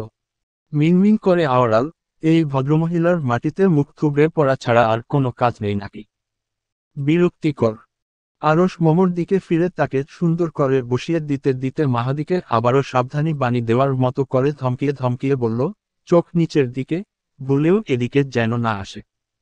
আরশের ধমকানোতে মমর শঙ্কিত হওয়া কোনা চোখে তাকালো নিজের থেকে দুহাত দূরে। কুকুরটা মার খেয়ে আধমরা হয়ে পড়ে আছে এক কোনায়। তার পাশ ঘেঁষে পড়ে আছে শক্তপোক্ত লাকড়ির মোটা দুটো টুকরো। কুকুরটা মার খাওয়ার তোপে লম্বা লকলকে জিহ্বাখানা বের হয়ে আছে মুখের বাহিরে। ওতে করে কুকুরটাকে দেখতে এখন আরো বেশি বিশ্রী ঠেকেছে মমর নিকট। মম চোখ ঘুরিয়ে ভয়ে ভয়ে আরশের দিকে তাকালো। ডোক গিলে কিছু বলার পূর্বে আরশ বড় ভাইয়ের মতো মমর হাঁটুর নিচে এক হাত ঢুকিয়ে অন্য হাত দিয়ে পিঠ চেপে ধরে আলগোছে কোলে তুলে নিল। মেয়েলি শরীরের কোনো জায়গায় অস্বাভাবিক স্পর্শ না লাগার জন্য যথেষ্ট সতর্ক অবলম্বন করল। আকস্মিক কোলে তুলে নেওয়া মম হকচকাল। চোখ বড় বড় করে ভাইয়ের পানে চেয়ে মিনমিন করে কিছু বলার পূর্বেই আরশ থমকাল, এত বড় মেয়ে কুকুরের পেছনে লাগতে চাস কেন? বাচ্চা রয়েছিস তুই। থাপড়ে গাল ফাটিয়ে দিব আরেকদিন এসব করতে দেখলে। মম ভয়ে ভয়ে উপর নিচ মাথা নাড়াল। আর জীবনে এসব সে করবে না। বুকের ভেতর মাংসপিণ্ডটা ধুকধুক শব্দে স্পন্দিত হচ্ছে। চোখ খিচিয়ে নিল সে। ভয়ে শঙ্কিত হওয়া মনে বিড়বিড় করল, লা ইলাহা ইল্লা আনতা সুবহানাকা ইন্নী কুনতু মিনাজ জালিমিন। সাথে সাথে নুসরাতের জন্য সমবেদনা প্রকাশ করতে ভুলল না। চিন্তা করতে ব্যস্ত হল, এই রাগী ব্যাটার সাথে সংসার করবে কিভাবে বেচারি। ব্যথিত মনে যখন নিজের পাশে তাকালো তখন কানে পুরুষালী গলার আওয়াজ বাজল। মাহাদি গলা নিচে নামিয়ে মমকে স্পষ্ট ঠাট্টা করে বলছে, তোমার পড়ে যাওয়া ছাড়া কোনো কাজ নেই। যেখানে যাই সেখানেই তুমি উল্টে পড়ে থাকো। অকর্মার ডেকি। মম নাক ফুলিয়ে আরশের দিকে তাকিয়ে নীরবে নিজের অভিযোগ জানালো। আরশ মাহাদিকে চোখ রাঙিয়ে চুপ থাকতে বলল। চোখের ইশারায় কিছু একটা কথা সেরে নিল নিজেদের মধ্যে। মাহাদি মাথা নাড়াতেই আরশ বলে ওঠল, মাথা ফাটাবো তোর, আমার বোনকে কিছু বললে। মম নীরবে দেখল আরশ আর মাহাদির চোখাচোখি। নিজ মনে নিজেকে প্রশ্ন করল, আমি কি ছোট বাচ্চা, যে এরা আমাকে এভাবে বোঝ দিচ্ছে? দীর্ঘশ্বাস ফেলে শরীরের পুরো ভার ছেড়ে দিল আরশের গায়ে। অস্বস্তিতে খাট হওয়ার কথা থাকলেও মমর একটুও অস্বস্তি হলো না আরশের কোলে। আরশ তাকে এমনভাবে ধরে রেখেছে যেন হাতের স্পর্শ এদিক সেদিকে একবারও না হোক। সোফার ওপর মোমোকে বসিয়ে দিয়ে আরশ পাশে বসল। লিপি বেগমকে ডেকে ওঠল, মাম্মা, দেখে যাও। লিপি বেগম তড়িঘড়ি করে এসে উপস্থিত হলেন নিচে। তিনি আরশের রুম পরিষ্কার করতে ব্যস্ত ছিলেন। ঘরের চারপাশে ছড়িয়ে ছিটিয়ে পড়েছিল কাপড়। নিচে নেমে এসেই কোনোদিকে চোখ না দিয়ে ঠাস করে আরশের কাঁধে থাপ্পড় বসালেন। আরশ মুখ ব্যথাতুর বানিয়ে মোলায়েম কণ্ঠে বলে ওঠল, মাম্মা, কি সমস্যা কি তোমার? এভাবে হামলা করছো কেন? কি করেছি আমি? লিপি বেগম চোখ রাঙিয়ে আরেকটা থাপ্পড় বসালেন আরশের পিঠে। রাগী মুখে বললেন, এই তোর সমস্যা কি? এক কাপড় রোজ পরে বাহিরে যাস, তারপরও রুম গরুর গোয়ালের মতো রাখিস কেন? কথা শেষ করেই আরেকটা থাপ্পড় মারলেন আরশের কাঁধে।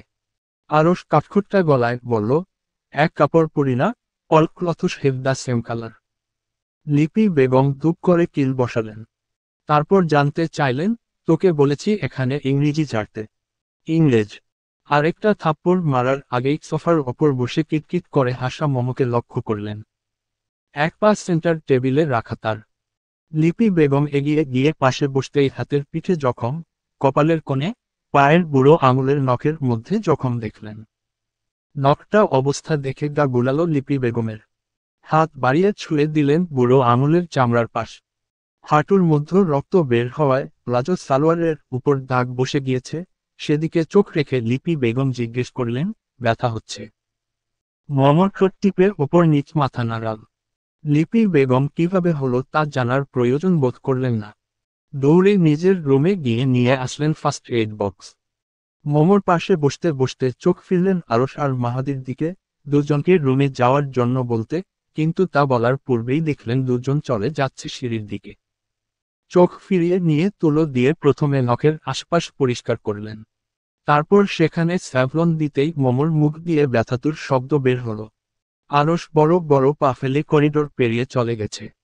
মাহাদি দোতলার করিডোরের ওপর থেকে চোখ ফিরিয়ে এক পলকের জন্য তাকাতেই পুরুষালী শরীরটা টানটান হয়ে গেল। চোখের মধ্যে ভাসল সাদা ধবধবে মেয়েলি পা। লিপি বেগম মোমোর সাথে কথা বলতে বলতে হাঁটুর উপর কাপড় তোলার আগে থেমে গেলেন। ঘাড় বাঁকিয়ে উপরে তাকাবেন ভাবলেন, তার আগেই মাহাদি সেখানে থেকে চলে গেল।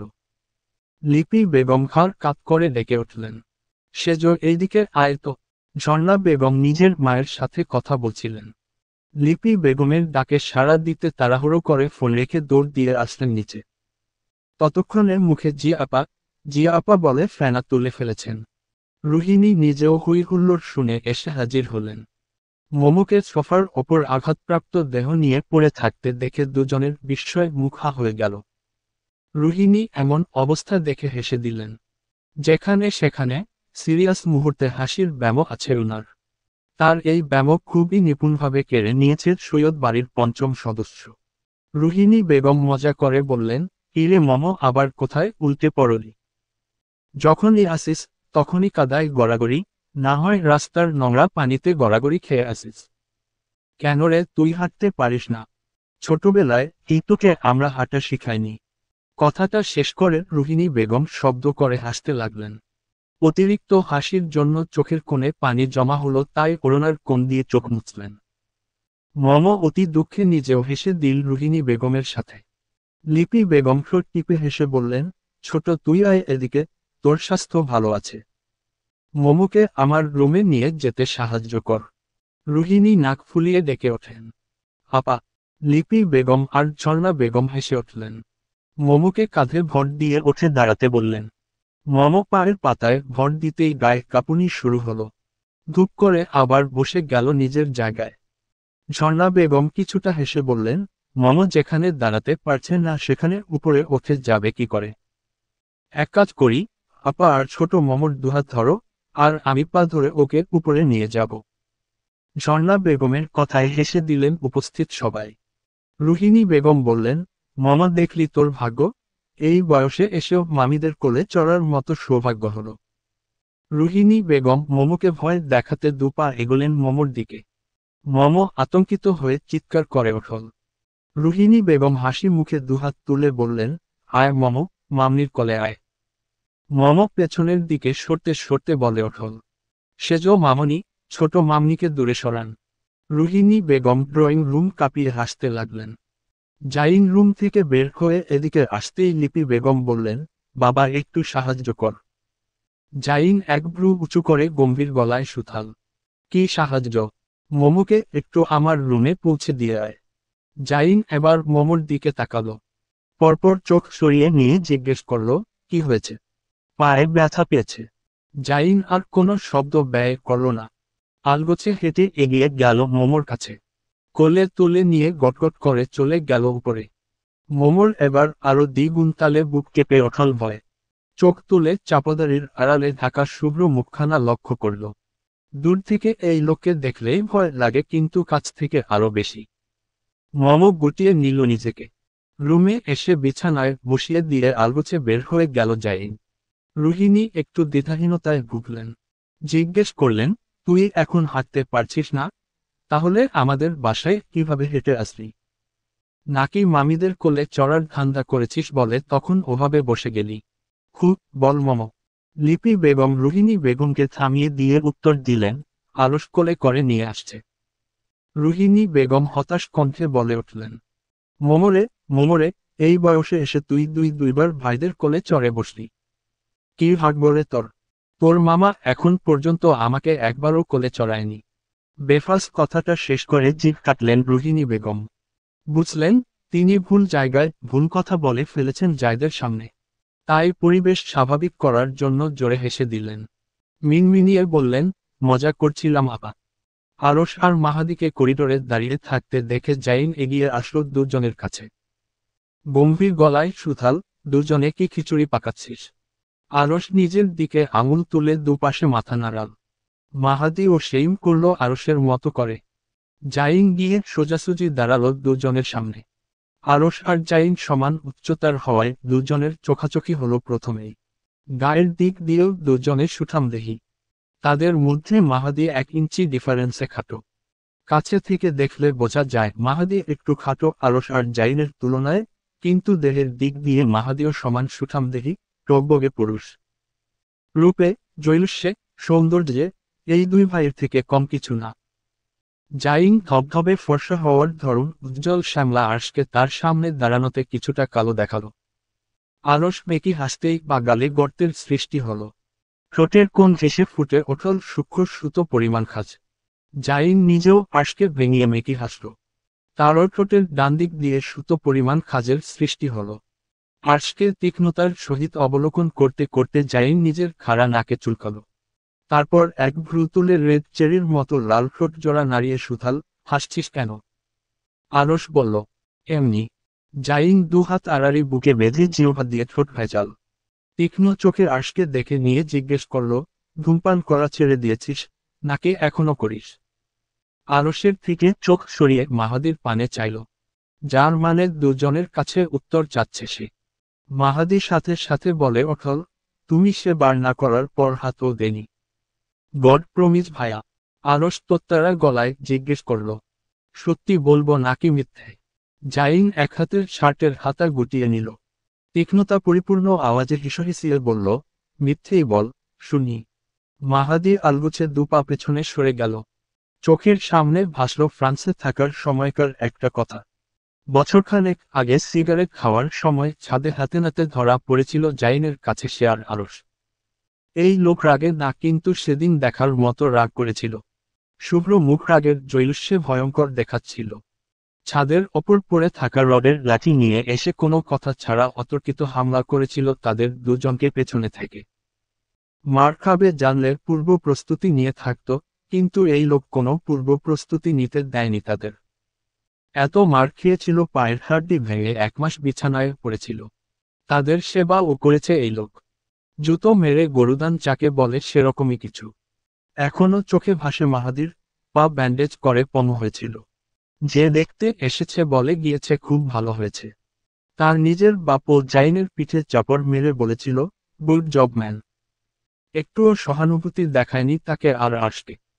এরপর কোনোদিন সিগারেটে হাত দিয়ে ছুঁয়ে দেখেনি সে, কিন্তু তার পাশে দাঁড়ানো, তার অতি প্রিয় বন্ধু ভাইয়ের কথা না শুনে আবারও সিগারেট খেয়েছে। সেবার লাস্ট ওয়ার্নিং ছিল জাইনের কাছ থেকে।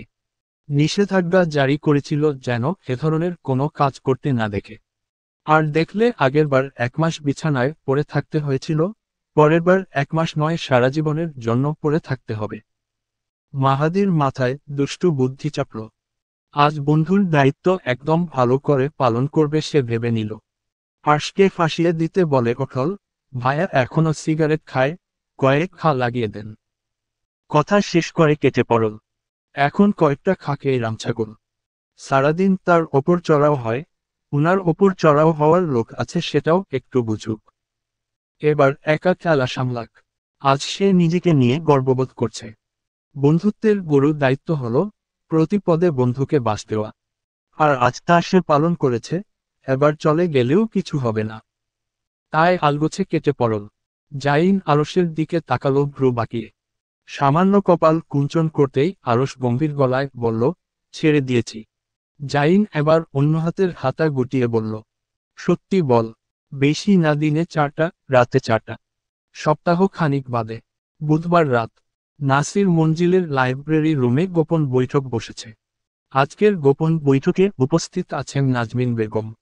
নুসরাত নাসির সাহেবকে নাকিস্বরে অভিযোগ করল, আব্বা, আপনার ভাইয়ের ছেলে আমার বাইক বোম মেরে উড়িয়ে দিয়েছে গত সপ্তাহে। আর তুই কি করেছিস? নাজমিন বেগমের প্রশ্নে নুসরাত চোখ ঘুরিয়ে তাকালো। চোখ বড় বড় করে তাকিয়ে চিৎকার করে ওঠল। সাথে দাঁতে দাঁত চেপে বলল, আমি সত্যি বলছি কিছু করিনি। কথাটা শেষ হতে পারল না, চলতে থাকা ঠোঁটে উল্টো হাতের থাপ্পড় পড়ল। তারপর দু গালে পড়ল। কানে আসলো নাজমিন বেগমের কথা, আমাকে চোখ দেখাস তুই? আমাকে দাঁত দেখাচ্ছিস তুই? আমার সাথে উঁচু গলায় কথা বলিস তুই? যা এখান থেকে ভাগ। নুসরাত পরপর কষে কয়েকটা থাপ্পড় খেয়ে গাল ফুলিয়ে বসে রইল। মুখটা একদম ভোঁতা হয়ে আছে। নুসরাত নাজমিন বেগমের থেকে দূরে সরতে সরতে বলল, আব্বা, দেখছেন আপনার ভদ্রমহিলা আমাকে কিভাবে পিটাল। আব্বা, আপনি কিছু বলুন না। নাজমিন বেগম তেরে আসবেন তার আগেই নাসির সাহেব নাজমিন বেগমকে চোখ দেখালেন। ইশারায় বসতে বললেন। নাজমিন বেগম খেপাটে চোখে তাকিয়ে বসে গেলেন নিজ জায়গায়। নুসরাত থাপ্পড় খাওয়ার ভয় পেয়ে গেছিল দরজার দিকে। নাজমিন বেগমকে বসে যেতে দেখে নিজেও এসে বসল ইসরাতের পাশ ঘেঁষে। ইশরাত ঠোঁট টিপে হাসছে। নুসরাত কপাল কুঞ্চিত করে হাসি দেখল, তারপর বলল, হেসে নে, কয়েকদিন পর জাইন ভাইয়াকে বিয়ে করে কাজ করবি আর কাঁদবি। হাসি আসবে না তখন? কাঁদবি আর গাইবি, মুঝে পাপা কি খাট জানা হে, মুঝে হাসনা নেহি আতা হে, মুঝে দুলহান নেহি বানানা হে। নুসরাত কথা শেষ করতেই পারল না, বাজিয়ে দুটো থাপ্পড় পড়ল দুগালে। নুসরাতের মনে হলো তার সামনের পৃথিবী ঘুরছে। তার মা আজ এত মারছে কেন? কানে এলো নাসির সাহেবের ধমকানো, নাজমিন একদম বাড়াবাড়ি করবে না। কখন থেকে দেখছি মেয়েটাকে কথা বললেই চোর থাপ্পড় মারছ। কিছু বলছি না মানে এই না যে কিছু বলবো না। চুপচাপ বসো। এত বড় মেয়েকে আরেকবার মারতে দেখলে আমার থেকে খারাপ আর কেউ হবে না। নাজমিন বেগম বসলেন নিজের জায়গায়। বসতে বসতে চোখ দিয়ে নুসরাতকে শাসাতে ভুললেন না। মুখ দিয়ে শাসালেন, বেশি কথা বলতে দেখলে মুখ সেলাই করে রাখব। 2 সপ্তাহ থাপ্পড় না পড়ায় মুখ বেশি চলছে। একদম বেশি কথা বলতে যেন না দেখি। নুসরাতের তোতা মুখ ভোঁতা হয়ে গেল। নাসির সাহেব শান্ত কণ্ঠে শুধালেন, তুমি কি করেছ সেটা বলো। নুসরাত ঠোঁট চেপে মিনমিনিয়ে বলে ওঠল, গাড়িতে আগুন লাগিয়ে দিয়েছি। নাজমিন বেগম বললেন, দেখেছেন, আপনার মেয়ে আগুন লাগিয়ে দিয়েছে বাচ্চা ছেলেটার গাড়িতে। নুসরাত চিৎকার করে ওঠল। নাজমিন বেগমের চোখ রাঙানো দেখে নিজের রাগ গল্পকরণ করে বলে ওঠল, আমার একার দোষ শুধু দেখে আম্মা। আরশ ভাই যে আমার গাড়িতে আগুন লাগিয়েছে তা দেখছে না। নাজমিন বেগম হাত দিয়ে টেবিলে থাপ্পড় মারলেন। দেখেছেন, কি সাহস ওর! মুখে মুখে তর্ক করে, আবার দোষ চাপায় ওই বাচ্চা ছেলের ওপর। নুসরাত চিৎকার করে ওঠে। রাগে হাত মুঠ করে বলে, উনি বাচ্চা হলে আমি কি? আমি বুড়ো। নাজমিন বেগম শাসিয়ে বললেন, চুপ, একদম চুপ। ইশরাত মাঝখান থেকে বলে ওঠল, হয়েছে আম্মু, তুমি এমন বিহেভ করছো, সব দোষ নুসরাতের। দুজনের সমান দোষ আমি মনে করি। নুসরাত উপর নিচ মাথা নাড়াল। নুসরাতের মস্তিষ্ক ইন্দ্রিয় জানান দিল ইসরাতের গালে থাপ্পড় পড়ার প্রবল সম্ভাবনা আছে। নাজমিন বেগম রেগে ফুঁসে ওঠে ইসরাতকে একটা দিতে যাবেন, নুসরাত টেনে সরিয়ে নিল। নাসির সাহেবকে উদ্দেশ্য করে বলল, এই ভদ্রমহিলাকে কে বলেছে আমাদের আলোচনায় নিয়ে আসতে? এসেছে থেকে আমাকে পিটিয়ে চলেছে। এখন নাদান শিশু মেয়েটা একটু পক্ষপাতিত্ব করায় ওকেও পিঠাচ্ছে। মানে এই ভদ্র মহিলাকে কেন এখানে এনেছেন আব্বা? নাজমিন বেগম ক্ষোভ প্রকাশ করে বললেন, আপনার মেয়ের আচরণ দেখেন, আমাকে ভদ্র মহিলা বলছে। ওকে বলে দিবেন আমার সাথে আর যেন কোনো কথা না বলে। আমি বলে আপনার সংসার করছি, আপনার মেয়েদের ফরফরামাইশ কাটছি, আপনাদের সবকিছু পরোয়া করছি। আর আপনারা আমাকে তার প্রতিদান এই দিলেন। আমার জায়গায় অন্য বেটি হলে এতদিনে মুখের ওপর ঠ্যাং দেখিয়ে চলে যেত।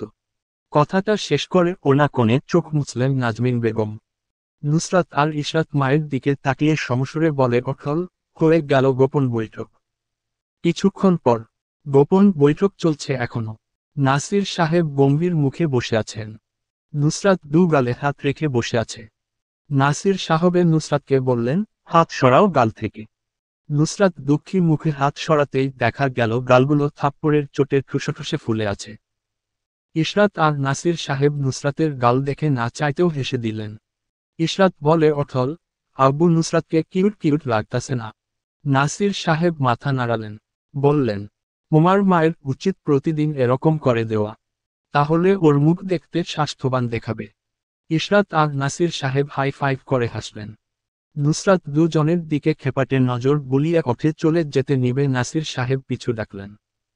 বললেন, আগামীকাল সকালে তোমার জন্য নতুন বাইক নিতে যাব। আগে বলে দিচ্ছি, টাকা তুমি দিবে, আমি নিয়ে যাব।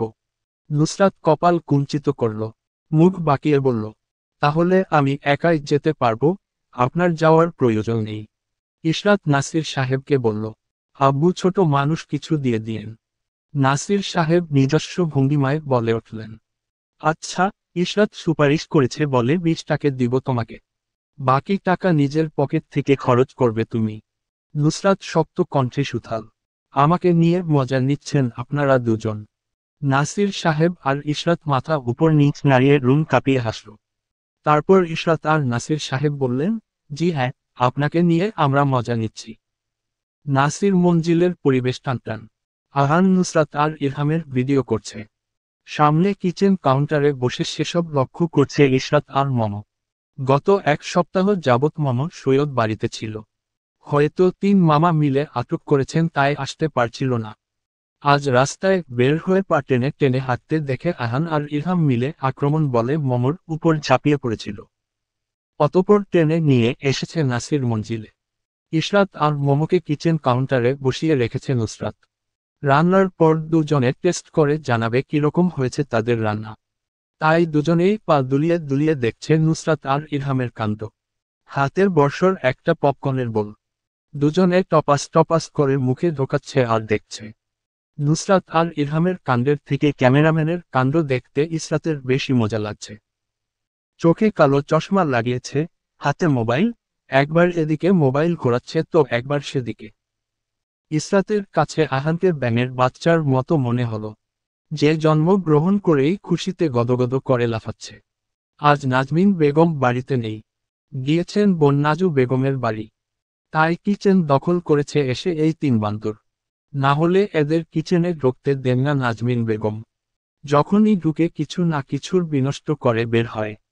আজ ইশরাত বসে আছে দেখার জন্য কি কি বিনষ্ট করে বের হয় এই 3 নমুনা কিচেন থেকে। নুসরাতের কথা কানে যেতেই নড়েচড়ে বসল মম আর ইশরাত। নুসরাত বলছে, হ্যালো গাইজ, আমি ছাপুরি নীল জলহস্তি, আর এ হলো আমার ভাই ছাপুরির টিকটকার প্রিন্সেস মুইমুনুল। আজ আমরা আমাদের মতো কিছু ছাপুরি রেসিপি নিয়ে আসছি আপনাদের সামনে। ঘরে থাকা কয়েকটি উপাদান দিয়ে আপনারা বানিয়ে ফেলতে পারবেন এই ছাপুরি রেসিপি। আপনাদের ঘরে যদি না থাকে তাহলে কোনো সমস্যা নেই, কারণ এসব জিনিস শুধু বড়লোকসদের বাসায় থাকে, আপনাদের বাসায় থাকবে না। তো চলে যাই আমাদের রেসিপিতে। ইরহাম হাতে ফ্রাইপ্যান নিয়ে নাম খুঁজে পেল না। নুসরাতের কাছে জানতে চেয়ে শুধায়, এটার নাম কি? নুসরাত নিজেও ফ্রাইপ্যানের দিকে তাকিয়ে থাকে। বোকা হেসে বলে, জানি না, আম্মা ডিম ভাজি করে এতে। পরপর দুজনেই দুজনের দিকে তাকিয়ে নাম বানিয়ে নেয়। চিৎকার করে সমস্বরে বলে ওঠে, এটার নাম ডিম ভাজি করার বাসন। জানি, এসব ইউনিক জিনিস আপনাদের বাসায় নেই। আপনারা তো পিওর ছোটলোক। আমরা আবার ধনী মানুষ। তো এই রান্না করতে আপনাকে ফলো করতে হবে 4টা স্টেপ। প্রথম স্টেপ দেখাবে আমার ভাই প্রিন্সেস মুইমুনুল। ইশরাত হেসে গড়াগড়ি খাচ্ছে মোমোর উপর। হাত দিয়ে ঠোঁট চেপে ধরে হাসছে মোমো। ইরহাম এর মধ্যে বলে ওঠল, প্রথম স্টেপ, গ্যাসের চুলা সুইচ টিপে জ্বালিয়ে দিবেন। তারপর ডিম ভাজি করার বাসন বসিয়ে দিবেন। ঘরে যা আছে তা দিয়ে দিবেন, না থাকলে দেওয়ার প্রয়োজন নেই। তেজপাতা, এলাচ, গোলমরিচ তুলে রেখে দিবেন কতক্ষণ। যখন পটর পটর করে শব্দ হবে নামিয়ে নিবেন। নুসরাত ফ্রিজ খুলে বলে ওঠল। দ্বিতীয় স্টেপ, ফ্রিজ এরকম শব্দ করে খুলবেন। তাহলে নিজেকে বড়লোকস মনে হবে। ফ্রিজ থেকে টেনে বড় গোস্তের বাটি বের করবেন। ছোট বাটি বের করলে আপনি ছোটলোক মনে রাখবেন। বাটি নিয়ে গিয়ে সিঙ্কে ডিল মেরে ভিজিয়ে রাখবেন। এতে করে প্লাস্টিকের বাটি ভেঙে গেলেও পরোয়া করবেন না। যদি না ভাঙতে পারেন, আপনি ছোটলোকস, আর ভাঙতে পারলে আপনি বড়লোকস। তৃতীয় স্টেপ, গোস্ত পানি দিয়ে ভালো করে ধুয়ে নিবেন। আপনাদের ইচ্ছে না হলে ধোয়ার প্রয়োজন নেই। আমরা আবার না ধুয়ে খেতে পারি না, পরিষ্কার মানুষ তো। ধোয়া শেষে তুলে রেখে দেবেন। ইরহাম বলে ওঠল। চতুর্থ স্টেপ, গোস্ত বড় একটা ডেকচি দেখে তার মধ্যে ভরে দিবেন। কাটাকাটির দরকার নেই। আমরা বড়লোকস মানুষ এসব কাটাকুটি করি না। আপনারা গরিবস তাই করে নিয়েন। তারপর পেঁয়াজ দিয়ে দিলাম পরিমাণ মতো, আপনারা চাইলে পরিমাণ মতো না দিলেও পারবেন। তারপর রসুন, আদা গুঁড়ো আধা চামচ, মরিচ 2 চামচ, লবণ 1 চামচ আরও আধা চামচ, মাংস মশলা 1 চামচ, পাঁচফোড়ন 1 চিমটি। বেজে রাখা গরম মশলা গুঁড়ো করে দিয়ে দিবেন গোস্তের মধ্যে। আপনারা যে স্টাইলে আপনাদের স্বামীদের পাঁজরের হাড় গুঁড়ো করছেন সেভাবে। একটু বেশি তৈল দিয়ে বসিয়ে দিলাম আগুনে ডেকচি। নুসরাত ভাষণ দেওয়ার ন্যায় ভঙ্গি করে বলে ওঠল, আপনারা চাইলে আপনাদের দজ্জাল শাশুড়ি পেছনে এই আগুন লাগিয়ে দিতে পারেন।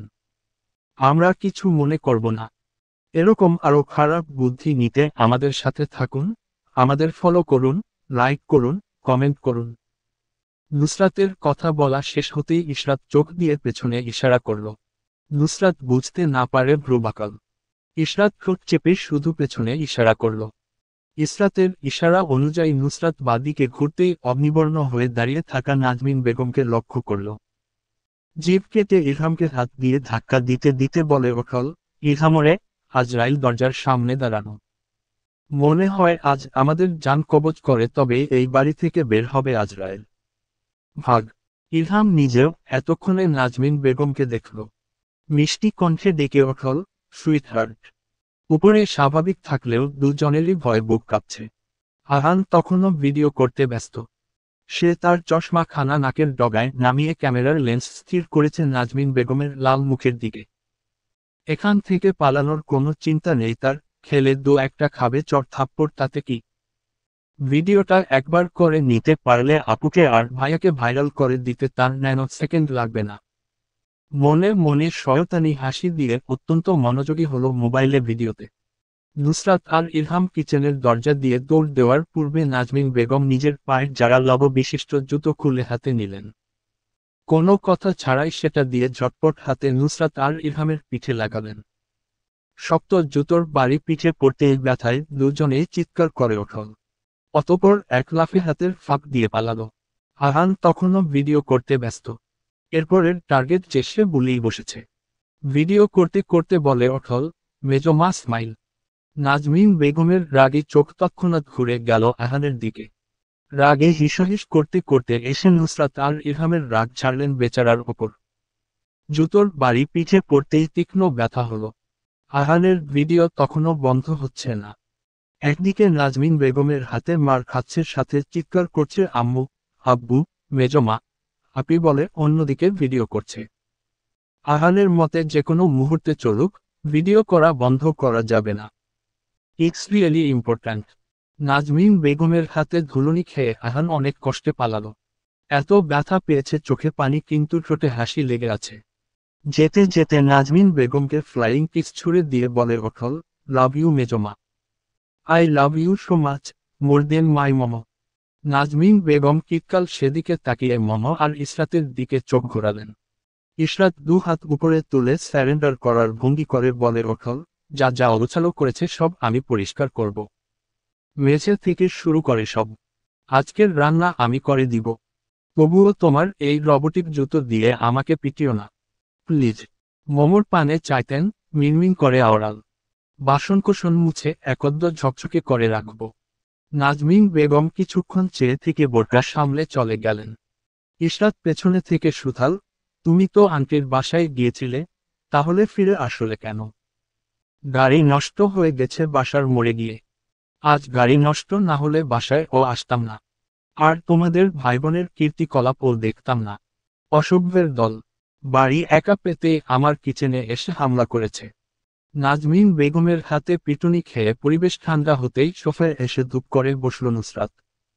রিমোট চেপে টিভি চালাতেই কানে আসলো ব্রেকিং নিউজ। আজকের তাজা খবর। কথাটা শেষ করার আগেই রিমোট চেপে টিভি বন্ধ করে দিল নুসরাত।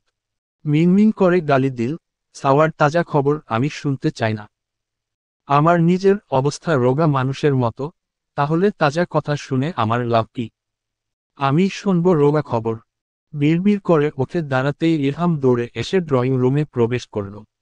হাতের মোবাইল খানা নুসরাতের সামনে তুলে ধরতেই নুসরাতের অক্ষিপটে ভাসল হেডলাইন। পাথরের আঘাতে এক যুবকের মৃত্যু। উপস্থিত জনতা নিশ্চুপ এমন আচরণে। হত্যাকাণ্ডের দুদিন পর ভিডিও সোশ্যাল মিডিয়ায় দেখা যাচ্ছে। হত্যাকাণ্ড, ধর্ষণ, খুনাখুনি, ডাকাতি এসব নিয়ে কি একটা সুস্থ স্বাভাবিক দেশ গড়ে তোলা সম্ভব? এতটুকু পরে নুসরাত কিছুক্ষণ চুপ করে থাকল। তারপর এক প্রকার ঠেলে মোবাইল দূরে সরিয়ে দিয়ে সোফায় বসতে বসতে ইরহামকে উদ্দেশ্য করে আওড়ায়, শোন, আমার মনে হয় দেশের এই অবস্থা ভঙ্গুর শাসনের জন্য ক্ষমতায় একজন নিষ্ঠাবান ব্যক্তি বসা উচিত, যে দেশের কল্যাণের জন্য ভাববে। তো ডক্টর মোহাম্মদ ইউনূস খারাপ নাকি? আমি সেটা বলছি না, আমি বলছি শক্ত শাসনের কথা। সেদিন দেখলাম 8 বছরের একটা মেয়েকে ধর্ষণ করা হয়েছে। যে ধর্ষণ করল তাকে শুধু শাস্তি দেওয়া হয়েছে, কিন্তু যারা জড়িত ছিল তাদের ছেড়ে দেওয়া হয়েছে। এখন তারা মুক্ত বাতাসে শ্বাস নিচ্ছে। যদি সঠিক আইন প্রণয়নই বা না করতে পারে, তাহলে কিসের দেশ শাসন হবে? আইনের উচিত ছিল লোকগুলোকে সাধারণ জনগণের হাতে ছেড়ে দেওয়া, তারপর পাথর নিক্ষেপ করে হত্যা করা। আমাদের দেশে আইনই ঠিক নয়, তাহলে দেশের সঠিক বিচার হবে কিভাবে? এজন্য ক্ষমতায় সঠিক কাউকে বসানো উচিত, যার গর্জনে পুরো দেশের দুর্নীতিবাজ ভয় পাবে, কোনো ভুল কাজ করতে গেলে একবারের জায়গায় 10 বার ভাববে।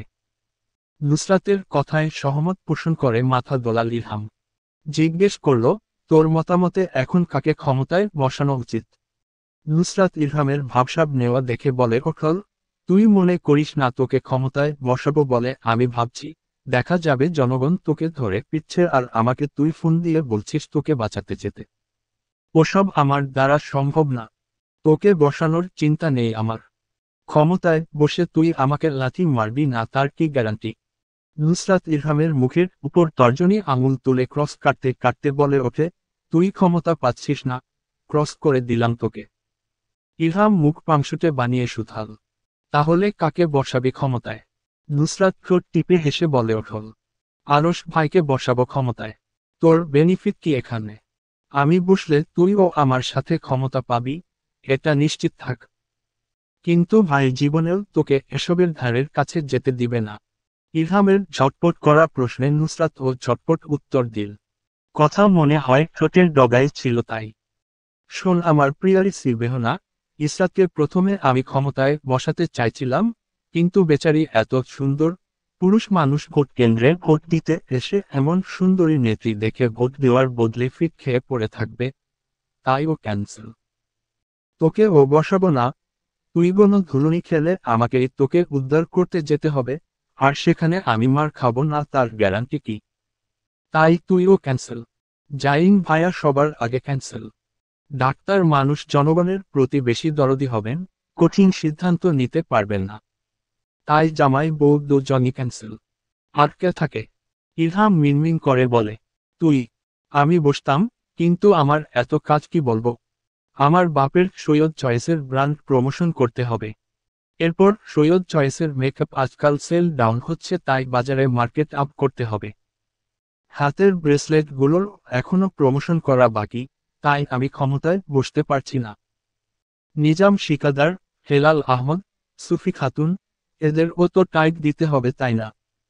তাহলে আমি ক্ষমতায় বসলে এসব কে করবে? তাই আমি ক্ষমতায় বসব না। আসল কথা বলিস না কেন?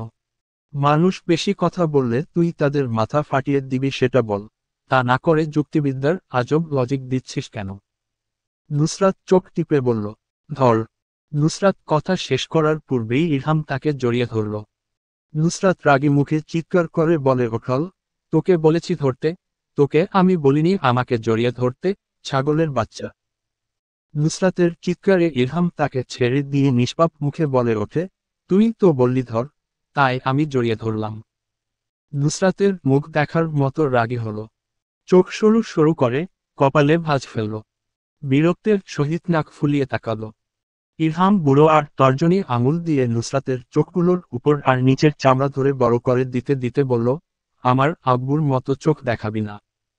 একদম আমার বাপের খারাপ আচরণটা তুই টেনে নিয়ে আসছিস। ছাগলের 3 নাম্বার বাচ্চার মতো তাকাস। তাহলে তুই ছাগলের 2 নাম্বার বাচ্চা, এটা বলতে চাচ্ছিস? ইরহাম উপর নিচ মাথা নাড়িয়ে স্বীকারোক্তি দিল। সাথে বলল, আর আপনি ছাগলের 1 নাম্বার বাচ্চা। অতঃপর দুজনেই দুজনের পানে তাকিয়ে হেসে দিল। আচ্ছা, ধরি আমি ক্ষমতার আসনে বসলাম। বসার পর কিছু ধান্দাবাজ মহিলারা এসে আমার কাছে বিচার দিন, জামাই নারী নির্যাতন করে। আমি নারীবাদী মহিলা উত্তেজিত হয়ে পুরুষদের ধরে কয়েক ঘা লাগিয়ে দিলাম। এর কয়েক মুহূর্ত পর নিউজ শিরোনাম, এ কি করলেন নেত্রী? নারী নির্যাতন করায় পুরুষ মানুষ নির্যাতন করে দিলেন। নেত্রীর হাতে এক অবলা পুরুষ অত্যাচারিত। দেশে কি কখনো সঠিক আইন প্রণয়ন হবে না? এই পুরুষ বিদ্বেষী নারীকে এক্ষুনি কারাগারে নিক্ষেপ করা হোক। এটা আমাদের পুরুষদের জোর আর্জি সরকারের নিকট। পরপরই আমি হাজতে। নিউজ হবে, পুরুষ অত্যাচারে কারাগারের 4 দেয়ালের পেছনে আটক নারীবাদী নেত্রী। এই নেত্রীর শাস্তি হওয়া কি প্রয়োজন? ইশরাত এতক্ষণ পেছনে দাঁড়িয়ে নুসরাত আর ইরহামের কথা মনোযোগ সহকারে শুনছিল। নুসরাতের কথার উত্তর হিসেবে বলে ওঠে, আগামী দেশকে ন্যায় পরায়ণ করতে এই নেত্রীকে এক্ষুনি মৃত্যুদণ্ড দেওয়া হোক। ইরহাম আর ইশরাত হাহা করে হেসে ওঠল।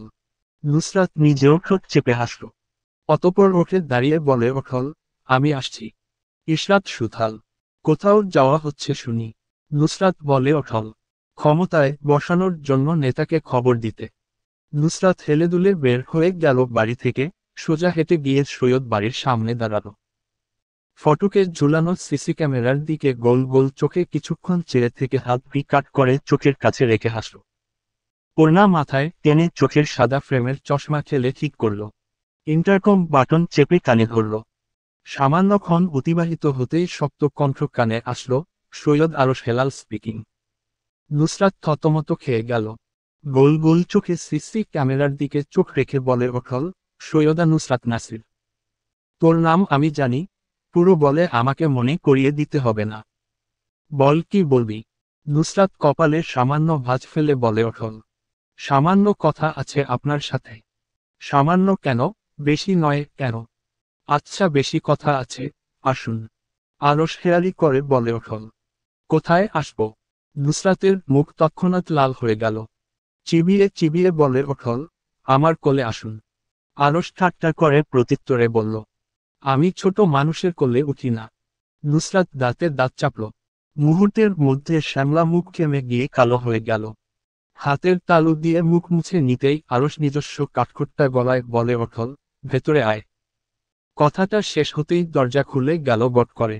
নুসরাত ওখান থেকে নড়ল না, ঠায় দাঁড়িয়ে রইল। আরশ হাতের মোবাইলের দিকে চোখ রেখে সুথাল, আসছিস না কেন? ভেতরে আসব না, আপনি বাহিরে আসুন। আরশ চোয়াল শক্ত করে বলে ওঠল, আমি আসলে কোলে করে নিয়ে যাব ভেতরে। নুসরাত তাচ্ছিল্য করে বলল, আমাকে কোলে করে নিয়ে যাওয়ার সাধ্যি আছে আপনার? আপনি কি দেখতে চাচ্ছেন আমার কতটুকু সাধ্যি আছে মিসেস নুসরাত নাসির? নুসরাত কথা না বলে দেয়ালের মধ্যে টেলিফোন আটকে দিল। ফোন রাখার মধ্যেই বড় বড় পা ফেলে সেখানে এসে উপস্থিত হলো আরশ। পকেট হাত ঢুকিয়ে টানটান হয়ে দাঁড়ালো নুসরাতের সামনে। চোখে নুসরাতের মতোই সাদা ফ্রেমের চশমা। আরশ ভ্রু বাঁকিয়ে নুসরাতের থুতনি দু আঙুলের সাহায্যে চেপে ধরল। শক্ত চোখ কপাল থেকে শুরু করে চোখ ঘুরে নাকে এসে স্থির হল। নাকের মধ্যে নজ রিংটায় কতক্ষণ চোখ বুলিয়ে চোখ সরালো। মৃদু স্বরে বলে অটল, তোর নজ রিংটা বিশ্রী লাগে। নুসরাতের তোত্তারা উত্তর আসলো, তাহলে আরো বেশি করে পরব। আরশ হাসল, সে তো এইটা করতে চেয়েছে। খুব উল্টো পথে মেনে নিয়েছে এইটা বেশ। এবার নুসরাত কিছু একটা মনে পড়ার ভঙ্গিতে নড়েচড়ে অটল। আরশের গায়ের সাথে গা লাগিয়ে দাঁড়ালো সামান্য। ঠোঁটে মেয়েটি হাসি ঝুলিয়ে বলে অটল, আরশ ভাই। মৌ। আরশ গমগমের স্বরে উত্তর দিল, কি? নুসরাত বলল, আপনাকে দেখে মনে হচ্ছে কেউ ধরে উত্তম মাধ্যম দিয়েছে। আরশ কথা বলল না। নুসরাত ঈষৎ হাসি ঝুলিয়ে আরেকটু আরশের পাশ ঘেঁষে দাঁড়ালো। চোরের মতো মিনমিন করে আবারও ডাকল, আরশ ভাই। আরশ রাগী কণ্ঠে উত্তর দিল, কি? ছাগলের মতো ম্যা করছিস কেন? আরশ ভাই, আমি একটা রাসায়নিক বিক্রিয়া মাত্রই করেছি, করে দেখলাম যে দূরে থাকা ছাগল আর আপনার মধ্যে অনেক মিল। আরশ ভেতরে ভেতরে ফুঁস করে ওঠল, কিন্তু উপরে কাম অ্যান্ড কম্পোজার দেখানোর চেষ্টা করে সুথাল, কিভাবে? আমি আপনাকে রাসায়নিক বিক্রিয়াটা বোঝাই ভালো করি। দেখুন আপনার ঘন কালো ভ্রু, ওই ছাগলটার ও ঘন কালো ভ্রু। আপনার মুখটা ওভাল কিন্তু কিছুটা কেমন জানি, ওই ছাগলটার ও মুখ ত্রিকোণ আকৃতির কিন্তু কেমন জানি। আপনি বুঝতে পারছেন আমি কি বোঝাতে চাচ্ছি? আরশ শক্ত ভঙ্গিমায় মাথা নাড়াল। তারপর গ্রীবা সামান্য বাকিয়ে নুসরাতের কানের কাছে মুখে এনে হিসহিসিয়ে বলে ওঠল, হ্যাঁ বুঝতে পারছি। আর কি কি মিল পেলি? এই দেখুন আপনি কথা বলেন ফিসফিস করে, আমি শুনি আপনি ম্যা করছেন। আপনার খাড়া সরু নাক, ছাগলের ও তেমন। আপনার কলার বোন আছে, ছাগলের ও আছে। আপনি ঘাস পাতা খান, ছাগলও খায়। কতটা মিল আপনাদের মধ্যে? আরশ বলল, আমি ছাগল হলে তুই ছাগলের পত্নী। এবার ঠিক আছে। নুসরাত মাথা নাড়াল। মুখ দিয়ে ধ্বনিত হল, জি ঠিক বলেছেন। আপনি শেষ পর্যন্ত মানলেন তো, আপনি ছাগল। সেটাই অনেক বেশি। আরশের কথা না খাটিয়ে নুসরাত আবারও মনোযোগী হলো নিজের কথায়। আবারও নড়েচড়ে দাঁড়িয়ে চশমা নাকের ডগা থেকে উপরে তুলল। অতঃপর বলল, যা বলতে এসেছিলাম বলেই গেছি। আরশ ভ্রু সামান্য বাঁকাল। কপাল কুঞ্চিত হয়ে আছে আসার পর থেকে। নুসরাত আরশের কপালের বলিরেখা মেটানোর জন্য পায়ের আঙুলে ভর দিয়ে দাঁড়াল। বিরক্তিতে চোখ সূচক উচ্চারণ করে বলে ওঠল, কপাল আগে পলিশ করুন। কি বিচ্ছিরি ভাবে ছাগলের ন্যায় তাকিয়ে আছেন। আরশ কপাল কুঞ্চিত করেই তাকিয়ে রইল। নুসরাত ব্যর্থ হয়ে প্রস্তাব দিল, এবারের আসন্ন নির্বাচনে আপনি কেন যোগ দিচ্ছেন না? আরশ কপালের বলিরেখা গাঢ় হল। নুসরাত বলে অটল, আপনি চাইলেই নির্বাচন লড়তে পারেন, আমার অনেক বড় বড় মানুষের সাথে পরিচয় আছে। আরশ কাঠখোট্টা আওয়াজ আসলো নুসরাতের কানে। আরশ বলছে, তো? নুসরাত বিরক্ত ভঙ্গিমায় বলল, তো মানে কি? আপনি নির্বাচন লড়তে চাইলে বলুন, আমি আপনার ভোটের ব্যবস্থা করে দিব। ইরহাম জাল ভোট দুটো দিবে, ইশরাত দিবে দুটো, আমিও দিব দুটো। আরশ ভ্রু সামান্য বাকিয়ে আগের মতো বলল, তো 1 লাখ টাকা দিন। আপনার নির্বাচন নিয়ে একটা পোস্ট দিব আমার পেজে। তো? আরে ভাই, তখন থেকে তো লাগিয়ে আছেন। মানুষের ভাষায় কথা বলুন, আমি হুমত সেফিয়ানদের ভাষা বুঝি না। আরশ গম্ভীর মুখে বলে ওঠল, হু কি বলছিলি আবার বল। নুসরাত নাক ফুলিয়ে ফুস করে শ্বাস ফেলল। মৃদু আওয়াজে উচ্চারণ করল, নির্বাচন লড়বেন। আরশ কথা বলল না। নুসরাতকে উদ্দেশ্য করে বলে ওঠল, একটা গান বল নির্বাচন নিয়ে। দেখি ইচ্ছা জাগে নাকি নির্বাচনে যোগ দেওয়ার। নুসরাত কবিতার মতো 2 লাইনে বলল, এসেছে এসেছে আবারও ইলেকশন, জিতবে নৌকা জিতবে জনগণ।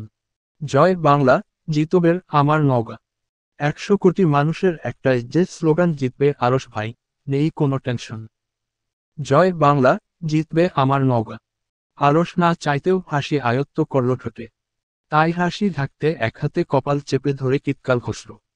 হাসি কোনোরকম দন্তপাটির আড়ালে দেখে গম্ভীর আওয়াজে বলে ওঠল, নির্বাচন আমি কোন দুঃখে লড়তে যাব?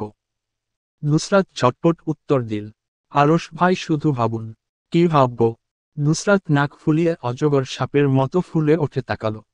চিবিয়ে চিবিয়ে বলে ওঠল, আপনি বলতে দিবেন আমায়? আরশ চুপ করে দাঁড়ালো। নুসরাত আরশের চোখে চোখ রেখে বলে ওঠল, 2024-এ একটা ভিডিও ভাইরাল হলো না, রেহানা আপা বলছে জয় বাংলা। আরশ কথা কেটে ভ্রু সামান্য উঁচিয়ে জিজ্ঞেস করল, হু ইজ রেহানা? নুসরাতের ইচ্ছে করল মাটিতে ফেলে আরশকে কয়েকটা ধুমধাম করে লাগিয়ে দিতে। ফুস করে শ্বাস ফেলে নিজের রাগ সামলাল। শক্ত কণ্ঠে বলে ওঠল, তোর বউ শালা। আরশ হাত বুকে বাঁধতে বাঁধতে ইশারা করল। তারপর বলল, কন্টিনিউ কর। নুসরাত আরশের দিকে দৃষ্টি নিবদ্ধ করল। দূর হতে রবীন্দ্র সঙ্গীত ভেসে আসছে। নুসরাত আজ আর রবীন্দ্র সঙ্গীতে কান দিল না। আরশকে ভেঙচিয়ে ভেঙচিয়ে বলে ওঠল, কন্টিনিউ কল। আরশ হাসল না, মুখ গম্ভীর করে দাঁড়িয়ে রইল। নুসরাত বলল, উই যে রেহানা আপা বলল, জয় বাংলা, জয় বঙ্গবন্ধু, জয় শেখ হাসিনা। আর শেখ হাসিনা বলছিল না না না। আপনি শুধু ভাবুন, আপনি হাসিনা আপার জায়গায় দাঁড়িয়ে, আমি রেহানা আপার জায়গায় দাঁড়িয়ে, আমি বলছি জয় বাংলা, জয় হেলাল ভাই, জয় আরশ ভাই, আর আপনি বলছেন উপরে উপরে হাসিনা আপার মতো না না না, কিন্তু ভেতরে ভেতরে কি খুশিতে গদগদ হচ্ছেন। নুসরাত আরশের চোখ পাকানো দেখল না। সে নিজের শ্বশুরকে একমনে ভাই ডাকছে। নুসরাত যখন ফিরে তাকালো তখন আরশ রাগে ফুসফুস করছে। নুসরাত আরশকে কুল করার জন্য বলে ওঠল, কুল আরশ ভাই, কুল। আরশ কিছুক্ষণ চুপ থেকে নিজস্ব গলায় বলল, আচ্ছা নির্বাচন করব, একটা স্লোগান শোনাতো নুসরাত। নুসরাত তুমুল উৎসাহে স্লোগান দিতে লাগল, এক বড় না দুই বড়, আরশ ভাইয়ের মন বড়, আরশ ভাইকে দিলে ভোট, ইনশাআল্লাহ হবে সুখ। আরশ ভাইয়ের মার্কা কি? লুঙ্গি ছাড়া আর কি? প্যান্ট পরে কয়জন আসে? লুঙ্গি পরে আরশ ভাই, সরাসরি কাজে। নেতা যদি হয় আরশ ভাই, ট্যাঙ্ক আর ড্রেনের কাজ, সব সমস্যার হবে সোজা সমাধান আজ। আরশ নুসরাতকে অদ্ভুত দৃষ্টিতে কিছুক্ষণ অবলোকন করে পকেট থেকে ফোন বের করল। ফিঙ্গার প্রিন্ট দিয়ে দ্রুত হাতে মুখস্থ নাম্বার কিউপ্যাডে ডায়াল করল। চোখ এক মুহূর্তের জন্য সরে গেলে তা আবারও এসে দখল করল নুসরাতের মুখ। মুখের দিকে নির্বিশেষ দৃষ্টি স্থির রেখে আরশ ফোন কানে লাগাতেই অপাশ থেকে ইলহামের কণ্ঠ ভেসে আসলো, আসসালামু আলাইকুম ভাই। আরশ ঠোঁট নাড়িয়ে সালামের উত্তর দিল। অতঃপর আদেশের স্বরে বলে ওঠল, এক্ষুনি বাজার থেকে একটা ট্যাঙ্ক, ক্লিনজার আর লুঙ্গি এনে মেজ বাবার বাড়িতে পৌঁছে দেয়। বিশেষ করে তুই বাড়ির ছোট কন্যার হাতে এগুলো তুলে দিবি, বুঝেছিস? এবারের নির্বাচনটা লড়ছি, তাই আমার মিসেসের কথা অনুযায়ী মার্কা হবে আমার লুঙ্গি। সবাইকে একটা করে ক্লিনজার, একটা লুঙ্গি আর একটা ট্যাঙ্ক বিলি করে দেয়। আর আমার শ্বশুর বাড়িতে জন প্রতি একটা করে লুঙ্গি পাঠিয়ে দিস। আর শাশুড়ি আম্মাকে একটা ছাই রঙের শাড়ি পাঠিয়ে দিস, উনাকে এই রঙে দারুণ মানায়। ইলহাম কোনো কথা ছাড়াই উত্তর করল, জি ভাই। ইলহামের রুম গোছাতে গিয়ে ঝর্ণা বেগমের হাতে পড়েছে অনেকগুলো প্রেমপত্র। একে একে সব খুলে পড়তেই তার চোখগুলো বৃহৎকার ধারণ করেছে। শুধু কোটর থেকে বেরিয়ে আসার পূর্বক্ষণমাত্র গোল গোল চোখে মনোযোগ সহকারে কতক্ষণ অবলোকন করলেন চিঠিগুলো। অতঃপর নাইটস্ট্যান্ড থেকে ফোন হাতে নিয়ে দ্রুত হাতে কল লাগালেন নুসরাতকে।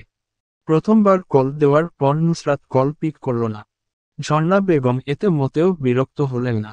ধৈর্য সহকারে আবারও কল লাগালেন নুসরাতের নাম্বারে। এটা নুসরাতের বদ অভ্যাস, প্রথমবারের কলে কারোর ফোন ধরবে না, দ্বিতীয় কলের প্রথম রিং হতেই ধরবে। শ্বাস ফেলে ঝর্ণা বেগম অপেক্ষা করলেন নুসরাতের কল পিক করার। ঝর্ণা বেগমের অতর্কিত চিন্তার ব্যাঘাত ঘটাতে নুসরাত গলা খাকারি দিল।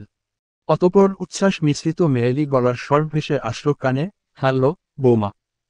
ঝর্ণা বেগমের ঠোঁটে আপনা আপনি হাসি চলে আসলো।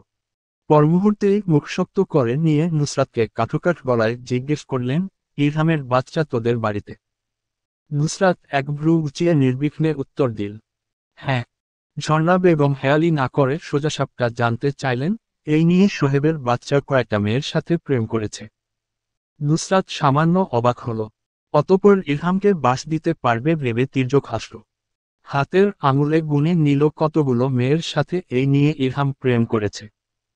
সামান্যকাল অতিবাহিত হতেই নুসরাত বিকেল মার্কা চেহারা বানিয়ে উত্তর দিল, এই তো বেশি না, মাত্র শখানিক হবে। ঝর্ণা বেগমের কপালে হাত পড়ল। চোখ সরু সরু করে নুসরাতের উদ্দেশ্যে প্রশ্ন ছুড়লেন, এতদিন ধরে আমায় জানাসনি কেন? নুসরাত সর্দপে বলে ওঠল। আমি নুসরাত নাসির কারোর সিগারেট ব্রেক করি না। আর এটাই আমার বিশেষত্বব্য। ঝর্ণা বেগম নাক ফুলিয়ে বলে উঠলেন। হাতের কাছে পেয়ে নেই মেয়ে, তোর বিশেষত্বব্য ঝাঁটা পিটা করে বের করব। নুসরাত চোখ উল্টাল। ঝর্ণা বেগমের কথা থুরাই কানে তুলল, সব উড়িয়ে দিল বাতাসের বেগে। ভাবসাব নিয়ে চুল কানের পেছনে গুজতেই ঝর্ণা বেগম বললেন, সোহেবের বাচ্চা কি করে তার সকল খবর আমার চাই। নুসরাত ভ্রু উঁচিয়ে জিজ্ঞেস করল, তোমাকে খবর দিয়ে আমার লাভ কি? ঝর্ণা বেগম তপ্ত শ্বাস ফেলে শুধালেন, কত টাকা চাই? নুসরাত চোখের পাতা পলক ফেলে হাসল। হাসি ঠোঁটে ঝুলিয়ে রেখে বলে উঠল, তুমি গৃহিণী মানুষ, কত টাকা আর নিব তোমার থেকে? বেশি না, একটা খবরের জন্য মাত্র 10,000 টাকা। ঝর্ণা বেগম ঠোঁট চেপে মিনমিন করে শুধালেন, ডিসকাউন্ট পাওয়া যাবে না? নুসরাত বলল, আচ্ছা যাও, তোমার জন্য 2 টাকা ডিসকাউন্ট করে দিলাম। এর বেশি আর পারবো না, আমার ব্যবসায় লাল বাতি জ্বলে যাবে। এই মাসে 2 টাকা লস হয়ে গেল। ঝর্ণা বেগমের সাথে আরও কিছু জরুরি আলাপ সেরে নুসরাত ফোন রেখে দিল। তারপর পাশে বসা ইরহামের দিকে চেয়ে খিলখিল করে হেসে ওঠল। শ্রীকান্তে, শরৎচন্দ্র চট্টোপাধ্যায় বলেছিলেন, আমি সমস্তই দেখিলাম, সমস্তই বুঝিলাম। যে গোপনে আসিয়াছিল, তাহাকে গোপনে যাইতে দিলাম। কিন্তু এ নির্জন নিশীথে, সে যে তাহার কতখানি আমার কাছে ফেলিয়া রাখিয়া গেল, তাহা কিছু জানিতে পারিল না। ইসরাতের লাইনগুলো আবৃত্তি শেষে ইরহাম আর নুসরাত চোরের মতো একে অন্যের দিকে তাকাল।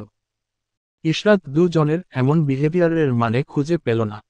হঠাৎ টনক নড়তেই তার সারা শরীর চিমচিম করে ওঠল। বিড়বিড় করে আওড়াল, এরা আবার ডিপ মিনিং বের করতে নেমে যায় নাকি? ইসরাতের বিড়বিড় শেষ হতেই ইরহাম আর নুসরাত হেসে ওঠল। দুজনের দিকে এক পলক নজর মিলায়, অতঃপর শুধু হাসে আর হাসে। ইসরাত ভাব করল সে শুনছে না নুসরাত আর ইরহামের কথা, কিন্তু এই দুইজন তা হতে দিন না। নুসরাত তর্জনী আঙুল তুলে কপাল ঘষার মতো করল। তারপর দৃষ্টি নিবিষ্ট করল ইরহামের পানে। ঠোঁট চেপে হাসি আটকিয়ে খিক করে হাসি গলায় ঝুলিয়ে বলে ওঠে, গোপনে নির্জনে নিশীথে তার কতটুকু ফেলিয়া রাখিয়া গেল। এর মানে কি রে ইরহাম? ইরহাম গম্ভীর মুখভঙ্গি করে বলে ওঠল, এর ডিপ মিনিং হতে পারে গোপনে মানুষের অগোচরে। কথা শেষ না করে চোখের ইশারায় কিছু একটা বুঝিয়ে দিল। আহান নিজেও হেসে গড়াগড়ি খাচ্ছে। শুধু একাই মম বলদের মতো তাদের এই হাসির মানে খুঁজে পেল না। তাই প্রশ্ন করল, এত হাসির কি হলো? ইশরাত হাতের বইয়ে মনোযোগ দেওয়ার চেষ্টা করল, কান পাতা তখনও মেঝেতে বসা ওই 3 নটাঙ্কির দিকে। নুসরাত মেঝেতে গড়াগড়ি খাওয়ার মতো পড়ে বলল, তুই মাঙ্গের নাতি, ওগুলা বুঝবি না। এসব বুঝতে লিজেন্ড হতে হয় আমাদের ন্যায়। কথা শেষ করে হাইফাই করল সবাই।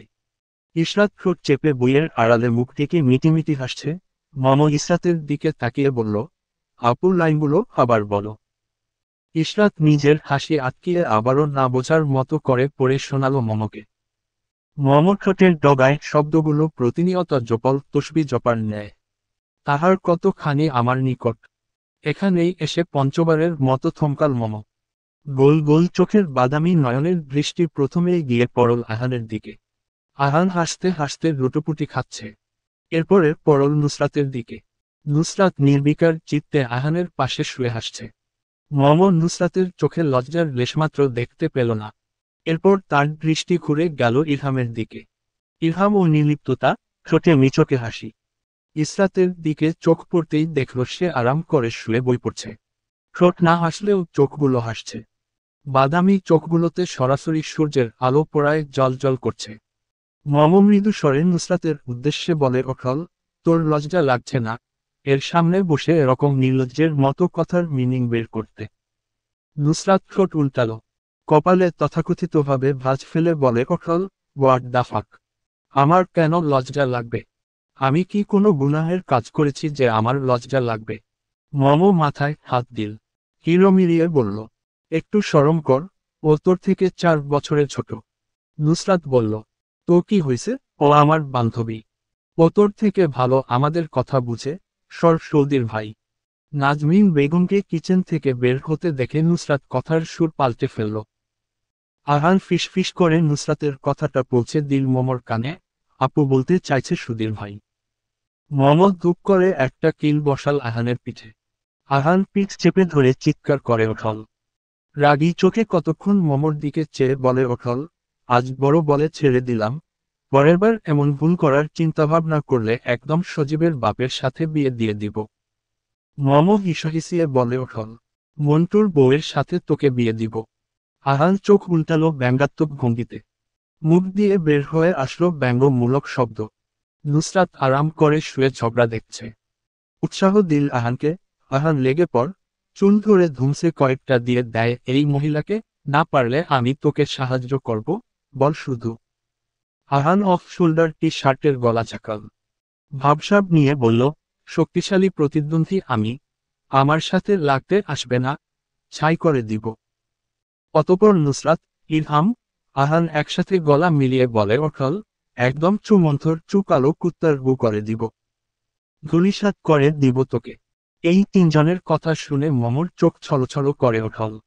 নাক টেনে ইসরাতের দিকে দৃষ্টি নিক্ষেপ করতেই ইসরাত না চাইতেও শব্দ করে হেসে দিল। তার সাথে মিলিয়ে তিন নমুনাও হেসে দিল। একটু আগের ঝগড়ার পর থেকে মম মুখ ফুলিয়ে বসে রয়েছে। ইসরাত মানানোর চেষ্টা করেছে, কিছুতেই কিছু হচ্ছে না। হাত দিয়ে স্পর্শ করতে গেলেই গা ঝাড়া মেরে ওঠে। নুসরাত আরাম করে এক হাত মাথার নিচে ঢুকিয়ে শুয়ে নজরবিহীন বদনে কাঠপুতলির মতো মমর আগাগোড়া পরখ করছে। এক ব্রু উচানোর সবসময়ের ন্যায়। ইলহাম আর আহানের অবস্থা একই রকম। মমকে চোখ দিয়ে গিলছে তিনজনে একসাথে শুয়ে থেকে। হঠাৎ হন্তদন্ত পায়ে কিচেন থেকে ফোন হাতে বেরিয়ে আসলেন নাজমিন বেগম। তৎপরতা নিয়ে বললেন, ইসরাত শুনেছিস, মন্টু ভাই নাকি আবার বিয়ে করেছে। নুসরাতের মাথায় যেন বাজ পড়ল আকাশ ফেটে, বিস্ময়ে ঠোঁট ফাঁক হয়ে গেল নিমেষে। ও আকৃতির মুখ করে, গোলাকার আখিজুলের পাতা না ফেলে বলে, ওঠাল, মন্টু শালা বিয়ে করে নিয়েছে। আবার। ইসরাত এসবে কান দিন না। যার ইচ্ছে বিয়ে করুক, তার কি। নড়েচড়ে আবারও বইয়ে চোখ নিবিষ্ট করল নিবিড় মনোযোগে। নাজমিন বেগম ইসরাতের খামখেয়ালিতে বিরক্ত হলেন। হাত থেকে বই নিয়ে ছুঁড়ে মারলেন সামনের সোফায়। চোয়াল শক্ত করে বললেন, চল চল চল। মন্টু ভাইয়ের বউ কান্না করছে, সান্ত্বনা দিতে যেতে হবে তো। প্রতিবেশী হিসেবে তো একটা দায়িত্ব আছে নাকি আমাদের।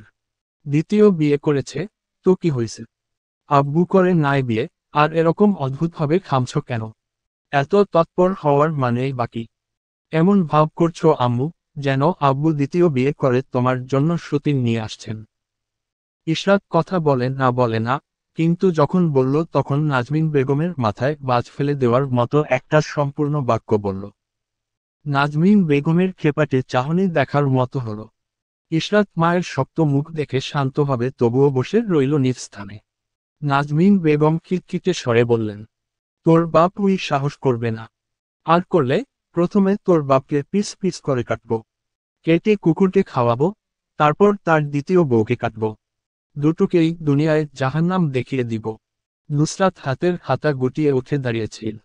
মন্টু শালাকে আজ দুটো ধরে দিয়ে দিবে ভেবে। সে ভয়ঙ্কর রকম ঘৃণা করে যারা বউ বেঁচে থাকতে দ্বিতীয় বিয়ে করে। এই বয়সে এই ব্যাটা বুড়োর এত উত্তেজনা আসে কিভাবে দ্বিতীয় বিয়ে করে নিয়ে আসছে। শালা গোলামের ফুতের আজ একদিন কি তার একদিন। কিন্তু মাঝপথে সে বাধা পড়ে ইসরাতের কথায়। সামনে আগানো পা পিছিয়ে যায় ইসরাতের কথা শোনার জন্য। পিছু ফিরে তাকাতেই মায়ের উত্তর কানে আসে, আর এতেই নুসরাতের চোয়াল জ্বলে যায়। নাজমিন বেগমের কথা শেষ হতেই পাঁচজোড়া চোখ ঘুরে গেল নাজমিন বেগমের দিকে। সবগুলোই নাজমিন বেগমের উপর থেকে নিচ পরখ করছে। সবার ইচ্ছে ছিল সামান্য নাজমিন বেগমকে জ্বালানোর, কিন্তু নাজমিন বেগমের শক্ত মুখের দিকে তাকিয়ে নাসির মঞ্জিলের ড্রয়িং রুম থেকে কোনো প্রকার ফাজলামি না করে সবগুলা এক এক করে বের হয়ে গেল। তো পরিমাণ বাক্য ব্যয় করল না। সবারই সিকত সেন্স জানান দিচ্ছে, আর একটা শব্দ মুখ দিয়ে বের করলেই নাজমিন বেগমের পায়ে থাকা যারা লব বিশিষ্ট জুতো জোড়া তার হাতে উঠে আসবে। আর তা সরাসরি পড়বে গিয়ে তাদের পাঁচজনের পিঠের উপর। নাজমিন বেগম এসি অফ করে, ধীরে সুস্থে দরজা জানালা লক করে বের হবেন বাড়ি থেকে, তার পূর্বেই নুসরাত ঝড়ের বেগে এসে প্রবেশ করল বাড়িতে। নাজমিন বেগমের গায়ের মোটা ওড়না একটানে ছিনিয়ে নিয়ে নিজের গায়ে জড়িয়ে আবারও চলে গেল। ততক্ষণে তার দলের সকল সাঙ্গপাঙ্গ গিয়ে হাজির হয়েছে মন্টুর বাড়িতে। মন্টুর বাড়িতে গেট না থাকায় সুরসুর করে সৈয়দ বাড়ির পাঁচমাথা ঢুকে গেল।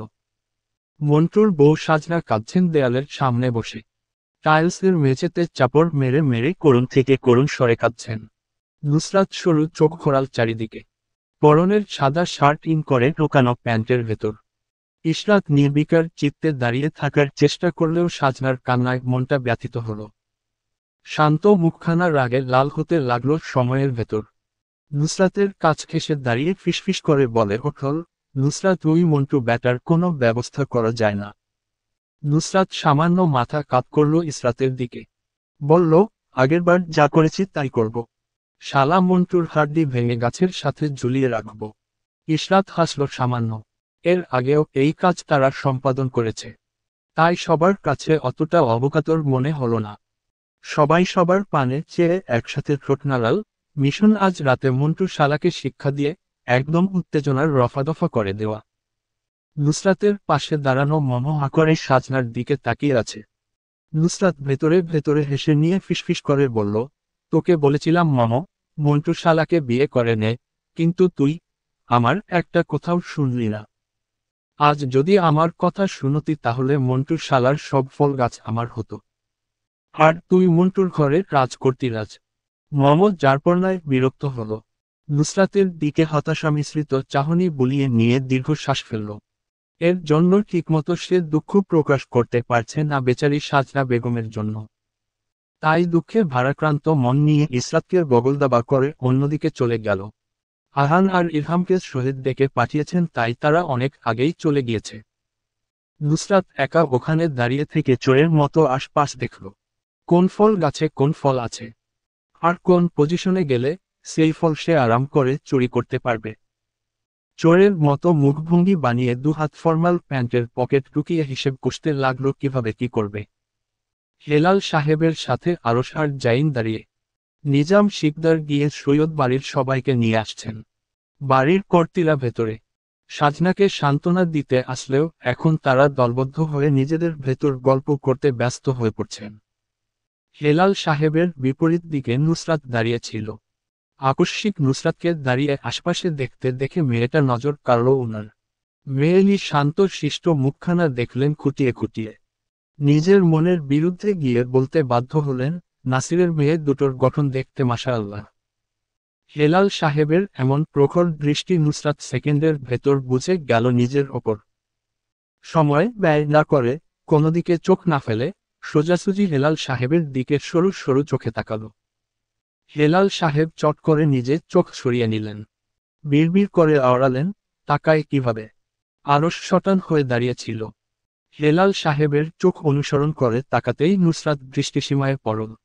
আরশের পাশ থেকে কিছু একটা বিড়বিড় করে হেলাল সাহেব চলে যাচ্ছেন। আরশ সেই সুযোগ নিল। বড় বড় পা ফেলে এগিয়ে এলো নুসরাতের দিকে। কাছে এসেই গায়ে গা লাগিয়ে দাঁড়ালো। নুসরাত মাথা উঁচিয়ে উপরে তাকাতেই আরশের সাথে চোখাচোখি হলো। সুঠাম দেহি লোকটা এক হাতে কপালের উপর থাকা চুল ঠেলে পেছনে সরিয়ে ভ্রু নাচাল সামান্য। আরশ বলল, ভাবতাছি দ্বিতীয় বিয়ে করে নিব। নুসরাত ঠোঁট বাঁকাল, ব্যঙ্গ করে সুথাল, সত্যি? আমডেম সিরিয়াস, এবার বিয়ে করবই। এভাবে আর কতদিন? নুসরাত আরশের দিকে এমনভাবে তাকালো যেন আস্ত গিলে নিবে। পলক না ফেলে আরশের কথা চুপচাপ মনোযোগ সহকারে শ্রবণ করল। জানতে চাইল, কিভাবে কতদিন? আরশ আবার লৌহস্বরে নির্বিঘ্নতার সহিত বলল, আর কতদিন কুমার থাকব? যৌবন, জীবন সবই তো এক এক করে চলে যাচ্ছে তোর অপেক্ষায়। নুসরাত ধিমি সুরে শুধায়, দ্বিতীয় বিয়ে করবেন? আরশ সূক্ষ্ম চোখে নুসরাতের মুখের পরিবর্তন দেখল। ধীরে ধীরে যা অস্বাভাবিক বর্ণ ধারণ করছে। বলল, হ্যাঁ বিয়ে করব। আর কত বছর বউয়ের অভাবে থাকব? আমি আবার তোর অপেক্ষায় কুমার মরতে চাই না। শেষ বয়সে যদি তুই আসিস তাহলে তোকে নিয়ে সংসার করব, এখন না হয় দ্বিতীয় বিয়ে করে নেই। নুসরাত আবার সুথাল, দ্বিতীয় বিয়ে করবেন? এখনো চিন্তাভাবনা করিনি, আজ বিকেল থেকে দ্বিতীয় বিয়ে নিয়ে চিন্তা ভাবনা শুরু করব। নুসরাত আওয়াজ নামিয়ে নিল। হেসে হেসে বলল, আপনি যতক্ষণে দ্বিতীয় বিয়ের চিন্তা ভাবনা করবেন, ততক্ষণে আমি আপনাকে জিন্দা পুঁতে ফেলার ব্যবস্থা করে ফেলব। আই এগেইন রিপিট দ্যাট, জিন্দা দাফন করব। Mind it. আরশ ভয় পাওয়ার মতো ভাব করল। বলল, এখন তো মনে হচ্ছে দ্বিতীয় বিয়ে করা জরুরি। নুসরাত গলার আওয়াজ খাদে নামিয়ে নিয়ে বলে ওঠল, মরার শখ জেগেছে আপনার? জাগলে বলুন, আমি নুসরাত নাসির আপনাকে মৃত্যুর দুয়ার থেকে ঘুরিয়ে নিয়ে আসব। আরশ প্রখর দৃষ্টি নুসরাতের মুখের দিকে বুলিয়ে নিয়ে বলে ওঠল, মরার শখ জাগবে কেন? আমার দ্বিতীয় বিয়ের শখ জেগেছে। আর কতদিনই বা থাকব কুমার? এবার কুমারত্ব ত্যাগ করতেই হবে। নুসরাত ধিমি সুরে, অত্যন্ত মোলায়মতা আনল কণ্ঠে। তর্জনী আঙুল দিয়ে আরশের কপালে ধাক্কা দিয়ে, দাঁতে দাঁত চেপে, মিষ্টতার সঙ্গে আওড়াল, এটা আমার শেষ কথা ভালো করে আপনার এই গিলহীন মাথায় ঢুকিয়ে নেন। আর একবার দ্বিতীয় বিয়ের কথা মাথায় আনলে চেহারার নকশা এমভাবে পাল্টাবো আয়নার সামনে দাঁড়ালে নিজেকে নিজে চিনতে পারবেন না। And the most important thing, আমি যদি ঘুণাক্ষরেও টের পাই আমি থাকতে অন্য কোনো মহিলার দিকে চোখ তুলে তাকিয়েছেন আপনি, তাহলে আপনাকে খুন করে আপনার লাশ আমি নিজ হাতে দাফন করব। একটা কাকপক্ষীয় টের পাবে না আপনার লাশ আমি কোথায় দাফন করেছি। চলবে।